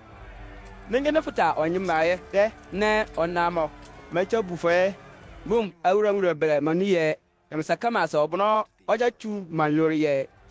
oje wura fe la no obono odi ma cha wa fa mo kanan ka sa obono cha la fa wura bere mo abulo nai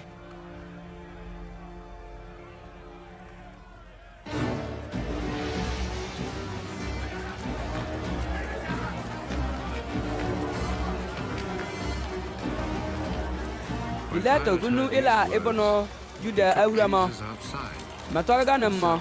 oyege makpara Yesu chuli pe gkpara ngokodo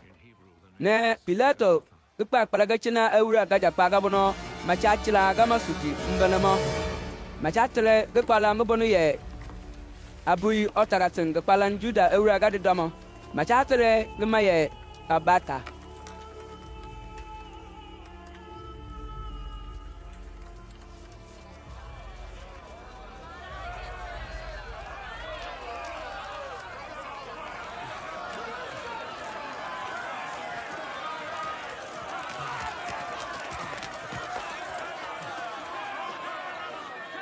danan ga kaga bono ga je abala ga kasa Juda awura lewu gesrige anso ga kabremo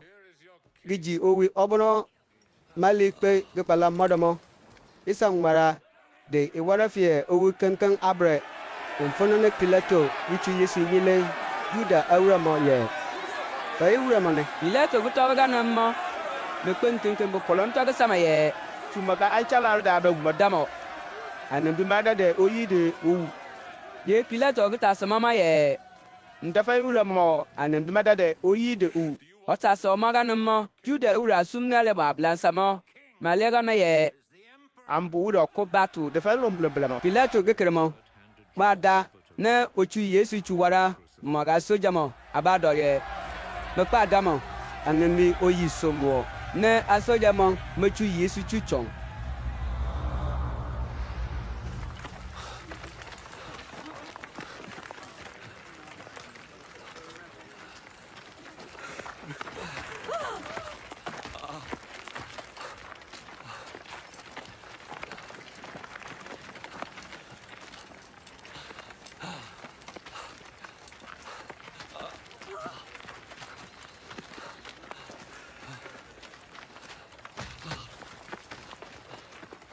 mechuma ye machakpama mayaga Yesu baba ne guso no lewu oyi makpa afoga tieko machatrenli ye gumu wure dekpalanje Juda awura gade domo machatrenli ye golobota nno ne mada Yesu anambi madade oyi bada anyan ano akuki anambi madade I bolade Yesu mamado oko bode Yesu disayeg baso na okuma bode mabinag baso isa Yesu ma bo sansana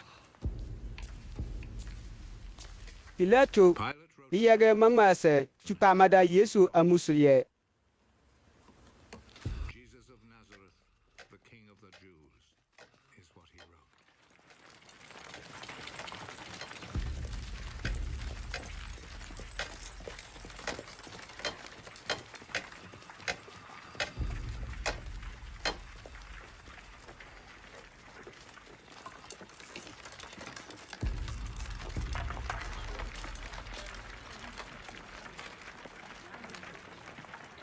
mfuna mada Yesu adan mada de oyima emambo tata de ntem emaso iyaga Juda ewura secho makale ila ebono Pilato iyaga mama semana Yesu amusoma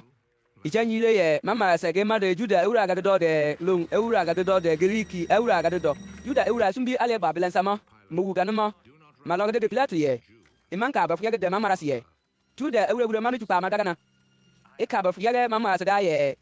onye mbarani ye manindi Juda ewura mfono ne Pilato witoge samama ye ila ebono lega mama semo mama se da akpa asodemo mada Yesu anindu mada de oyima tama baye ila ebono nkana ebumalo sumado ukpado gina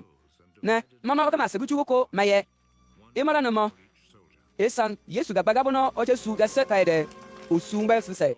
jama gananga bagabono bre mama baba la machada makolu ga madali suso bayi ga se asoja mo matoga sa abare faman sa fayde de acha de bagan do ye atu ile ko kare obono idi mo kasmo o chuga mo ile bono matu kare kanum mo Yaga ila ibn maulang masila ubare ajem domo. Ida ka sintin. Mama si ma yamin so. Ato tunye makchu ila ko krede. Mu abono ala chumu ga bomo. asoja mo me cha waraga nu piu mo yesu menyi de menyi bele de maria kuru kase makamo de maria magadala chimo mayele yesu lewu oyimo ase ebonu yesu wu menyi de mo kaso bo obono o chalare ndila mo ayele sindi abaramo o tokse menyi ye o chifu bi de Ne okikise togesame ye fufuma funyi. Ne pachuli kananga ka bono do. Ne chuma bachanama asamaga tundo. Yesu mada di lowu oyimo. kanamo Owu ye edukumbre. Ologe ila kamase. ne otadi ye Por fata moma. otoga Ndi yage ele ebunu mawa mwasila guba jigdomo. Inya bagasintin. I am thirsty. kenan owul obunumo ntabonyanse nko oyidu di de galobi no emaso mechitato dufu oko tupanyise wara ntamado ne mechide isopo de bikidire pe magano ase yesu gu chuju ntamama otogi ye elogo ko ne ochumo mutu ga se ole mo ngechu wore gurubare abado ebno gade gala kane malaiji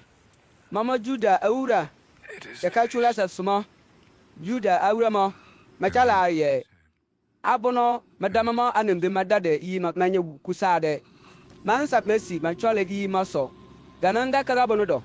ye emansa icholse mama ga simagiji icha nyile ye mama ga kachula se dade gaba sare mama juda aura gesigiji emaso juda aura mo makpa upleto ye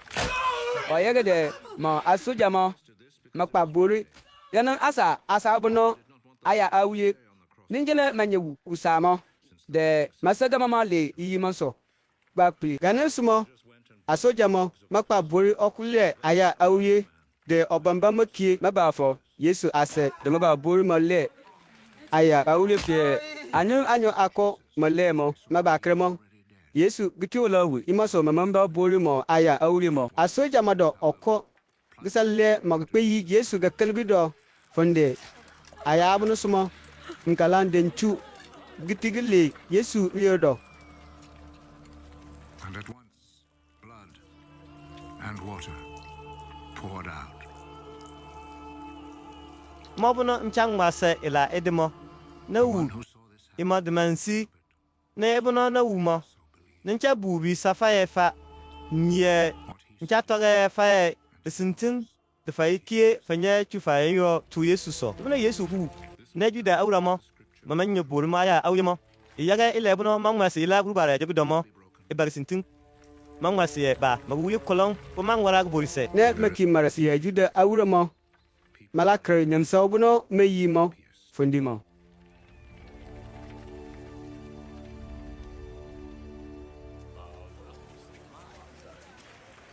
desefo aimati anyo ko bono oso yesu ji juda aura ablan sama bufu sumo ole magsoje mo gawi yesu gu mo okwe wu plato ye oyaga made okpa sada yesu gu bunu male oyi maso chupakpuli plato desama okpa na okpa sada yesu gu bunu ma chucho okpa puli umfana Nicodemus obono onachina ga wu yesu ganyaga kuma ga chu ilako idefie onufi de pipere na mechi sare abalado ganimo Nicodemus gichu ganan ila ide pa tu Joseph de mechu pa bo yesu gubunu mo ila ibono Nicodemus gichu pe ganimo imo odudu la wara fe awai gari odudu Joseph mare Nicodemus mechu gikalala de ila ibono idefie onufi de pipere mo chu bili yesu gubunu mo itibila opaso fe gano obono momo juda awura mecha chu pele ibulu mo nko gisin de fono mada yesu ane de mada de oyi ne owumo kanan mo mun dama mo fere ko ubonno mawla lu gege ma wara oba yalasa ibune ko pile ko mentita pile obune kanan folo bo obono dokre kanan da kalabono mada yesu anem duma daje abala da kasa juda aura ga kasula sama sama joseph mare Nicodemus masan macha kala folo bama singin fono mada yesu anem duma e masomado na metu yesu gubunma ba pile mo pile yesu ma e ma kosida ga kama maria magadala chima ko suke mun fono mo pile mama okoso kanan ma e jega barika e mentita mangano ga ofono ma wo ye gubu bile gubuno mechiti folo bomo gabunu mo gamba giti owu gan mo osere kwe Simon Peter gene Yesu kasebo obono Yesu chala ni la ma se ne okwa to sa aye makwa pu ayi wura gubu ma le fo bomado amambi mfono mechumo pa yila mo ochimo gutoge sa aye gan mo mere Peter ayi okwa tung ntin nkan fo bomo gata achakwe mo asoda na sala bilen tum Peter so ganan sumo na damo fa lo fon boma se na fo numo na madakre fo bomado ne na wu akumo mechumili ubunumo adano munu fo bomado bre Simon Peter gesele le gamara ba tube na olu fo bomado pa wu aku abono mechu mili ubulema ade owu gita bang gubuno bechu munde ubunuma kano chela de mabumuma bubo gede nkan menche yi akuru abono mechu mili mama mfunuma ma bunu na jangara pa funuma ki den lo fulu bomado pa wude ma ansi ni na sojie Yesu gi chingile gi bunu do ga sintin uru bare ajimo awra nyila ye Yesu na chindi ibunu do ngara tuba fo ganan abre abunuma ayi mo akasumo anan Peter nu ganan gaje bi adaga se le mfunuma ayase tung ayin tilala do Maria Magdala chima bre disi oyele folo boma ase ochensu ganan ma omada kre folo boma do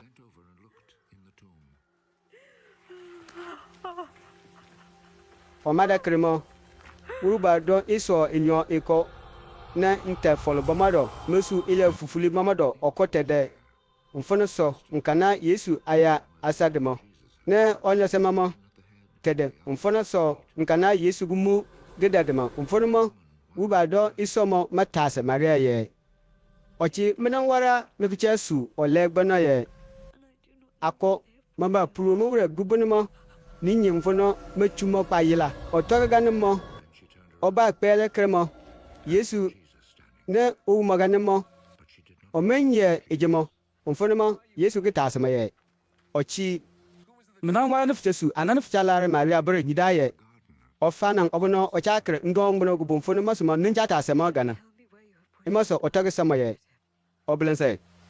nenyi nufu pruma pa yila ete kuma nyile mel de mpa pruma ni Yesu gitrema ye Maria otrema ganimo Maria gidasa ne otrema di Juda ewura gani do ye ya boni la boni gasa ninji ye onyilebo mfonona Yesu gutogesa Maria ye Gambamili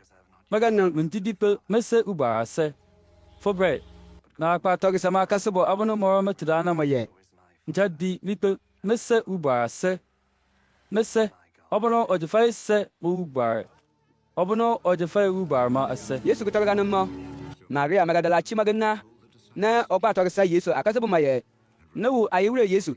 na obu ila ebono Yesu gutoga mama sa omo ganan kusida obologa bodemo Yesu akasebo ma majang obu okudo masanle Juda awra ablansa magufu suma beti gisin wara gnen wara mama yiro mabo obumado ganamma mabakrema Yesu ne yela mama sana ne ofala omoye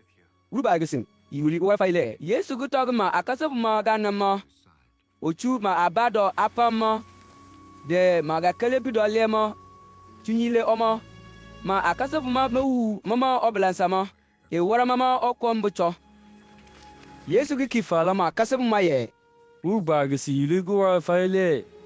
ne oki togesa mama ye fega da wona mese ubar bisu goma wiki nte sufa Yesu gutoga ganamo osonga bu mama so ne otogesa mama ye faso urubar odudu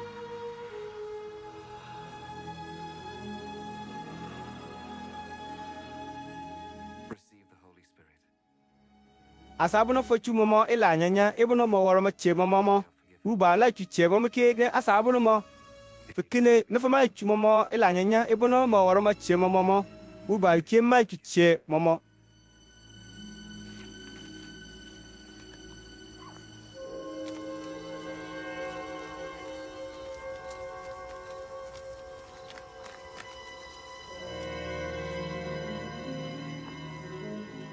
obono Yesu gukwa tule ma akasebo sinsama Thomas obono machate maye atama Yesu akasebo gudu anyomado okoma mbono yemaso oba lumo manamba anamo bebu samaye awu ayure Yesu ne Thomas gutogesa mama ye lengene mungu anebumo akpante mabado den tugo babi ki yumfuno anebumo afondi mo de tupu go ba yi mara kel gu dole mo man soji Imo ga ke kusat mo Yesu akase mo maki mo bo ogumado. idi ko mbere Thomas kiebo momodo. Mati gisem wa gingambi. Maba kremo Yesu ne nyele momodo. Ofala omoye wuru ba gisi yule go fa ile unfunmo otogisa Thomas ye. tufuru ba bi yi gare fukre ma aba tanga furu ba ba yi bore kale bi damaso a cholo soji Stop your doubting and believe. Thomas ga trema ye. Muwura de muwba. And my God,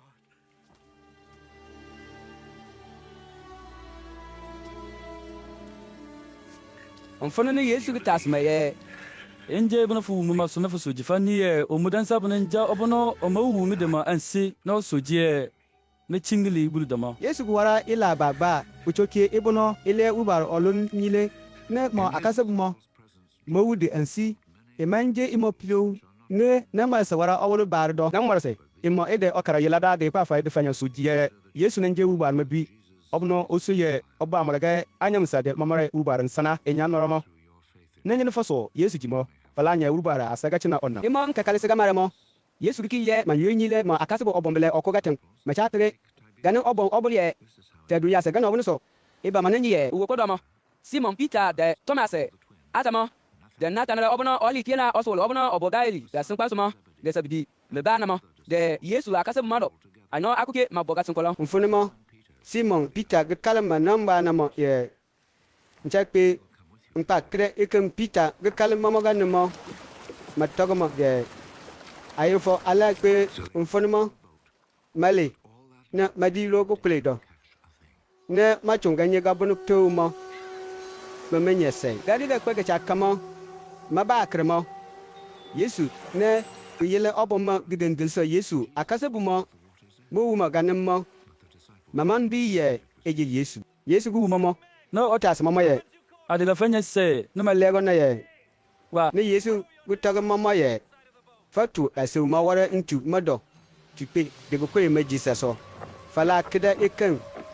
kesintima mato amomo makida ikan gucho So they mamencha tale de mabide asu mo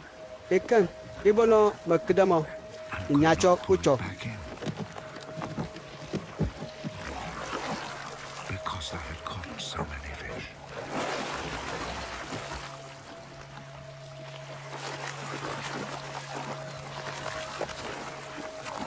ni Yesu okase mo obono ochalare milamo katogesa Peter ye idida ayiwura Simon Peter chawra egusu kule modo kalan owi owlu do sumo oman suga ba ibono okpanu ye ije ayiwura mo ochumo ngba kisu na otulo nchumodo fara ne chomlugengel so ayasense mabre apale ko kulimo acha bira se umayage ikimmo ebola amodo mfuno ayile ne awu Yesu ma digengemo embugata dabara ila ko wara dafia ife indango so adili gidendem ma suma au okanto ajambali do na au bolo bolo kie dem folam Yesu to ga sama kasabu ma ye fachu ikan ebono fakida mpro ma ikoba mfuno ne Simon Peter idilo ukole modo ne obi de asewmo de ikan bilabila ibono ibala asewmo mo le gidengel so ikan ibono makidamo petono gaje ikusuno de sala ikan isadabala ibono ikan mo ikire ne inyacho kanfa mabide imamo asewmo amantie Yesu kutoga sara ye fabeji nyanyange ajido aido okroko mantal do tutasmo ye fo nje ane atula biye ije ayiwura me mfono ma Yesu gpa pruburudu ma na ochusa aye ganinke na opuru okuma oto ojama domo na ochusa aye achuji de bodobodo ma Yesu kichingili ibulu domo obombar sule ide no mo aga sasa ibono ochale ma nyile mo akasebumo ajitamo Yesu kutre Simon Peter ye Simon domedi ne otasma ye fita larmila donga no mama adama cha larmila mo otasma ganimo Peter gilego no ye al muda finyibun chalan fila Peter gilego no ganimo Yesu kutoga sama ye sannan sande di mo gajugo Yesu kite Peter ye Simon domedi ne okita sama gna se ye chalar nila Peter gikile ono ye muda Ni bunum cha lar fila Peter glebo nomo. Yesu ki kito sama ye. Kredni san maso. Yesu ki kite Peter ga sase ye. Simon jom nebi. No okita sama ye. Futa lar ni lebo no Yesu ki tasama ga sase ridmo. Maga sendo. Iyi dama ye. Yesu ki tasama ganang. Umforo ne Peter glego no ye. Mura. Funyi la kamase.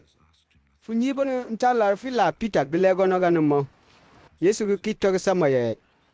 Kredni san maso de agido.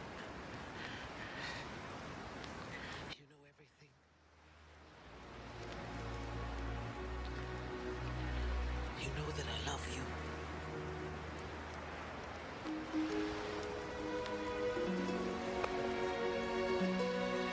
Take care of my sheep.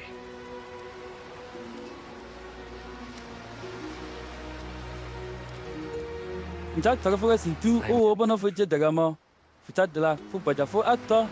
Da funa kwi ga tun kama sa abono fita la mo. Fu ba wara oblansa mo. La tanafo aba da oko. Na o sen tufu baja la fo da osula fupe da fono so manta la mo. And someone else will tie you up. Yesu ko toga ganang ila ede sa Peter chile nyile magdo obuno onamo. Peter laba wude ichi nisi jibara ubare mo. Ede ga maramo. Yesu ko toga sa Peter ye. Babu mi da fuwara fie mele mo onna. Peter bikise kramo. Uni Yesu okasebo obuno Yesu cha lare. Milamo o wakudo ate. Acha jimo mede faga tasi Yesu ila magusudo ye. Mura anane nanyare fo achukumanya fumo. Peter gi kisekere ne owu mega nimo otas Yesu ye. Mura ne onye mbalmo de nane namba maso kakako. Yesu ki lebo no sa Peter ye. Until I come. Nengine itimura la ye. Ochina kabre nki bamo. Ejifo. Mana ko bre. Babu mi fuwara mele mo onanda. Gana ile buri Yesu kutoke chuli bimo okasebo obuno cha lare bila fasuma. Ya Yesu asummo. Masa mana ba togi ye. Mubere mamu Yesu mo. Ben ki toga ganang otoga da ye. Nengine itimo gala ye nchina kabre. Okiba tumo. Eji Peter Mele. obono Yesu akasubu ma madare ganu Maneng wara sa woro barfa. Owu imod mansi. Ne aike awu ye. Ebolo omwara si lafa. Ejege sintin. Yesu ko wawa ila pepe cho. Inji mpu. Nana tale mas wara ol ba dafa. Ninji ma togi ye. Mama se ma kama se ila mo. Na soji ye wonno. Ila bola kasun kwansa. Ma nye ila to.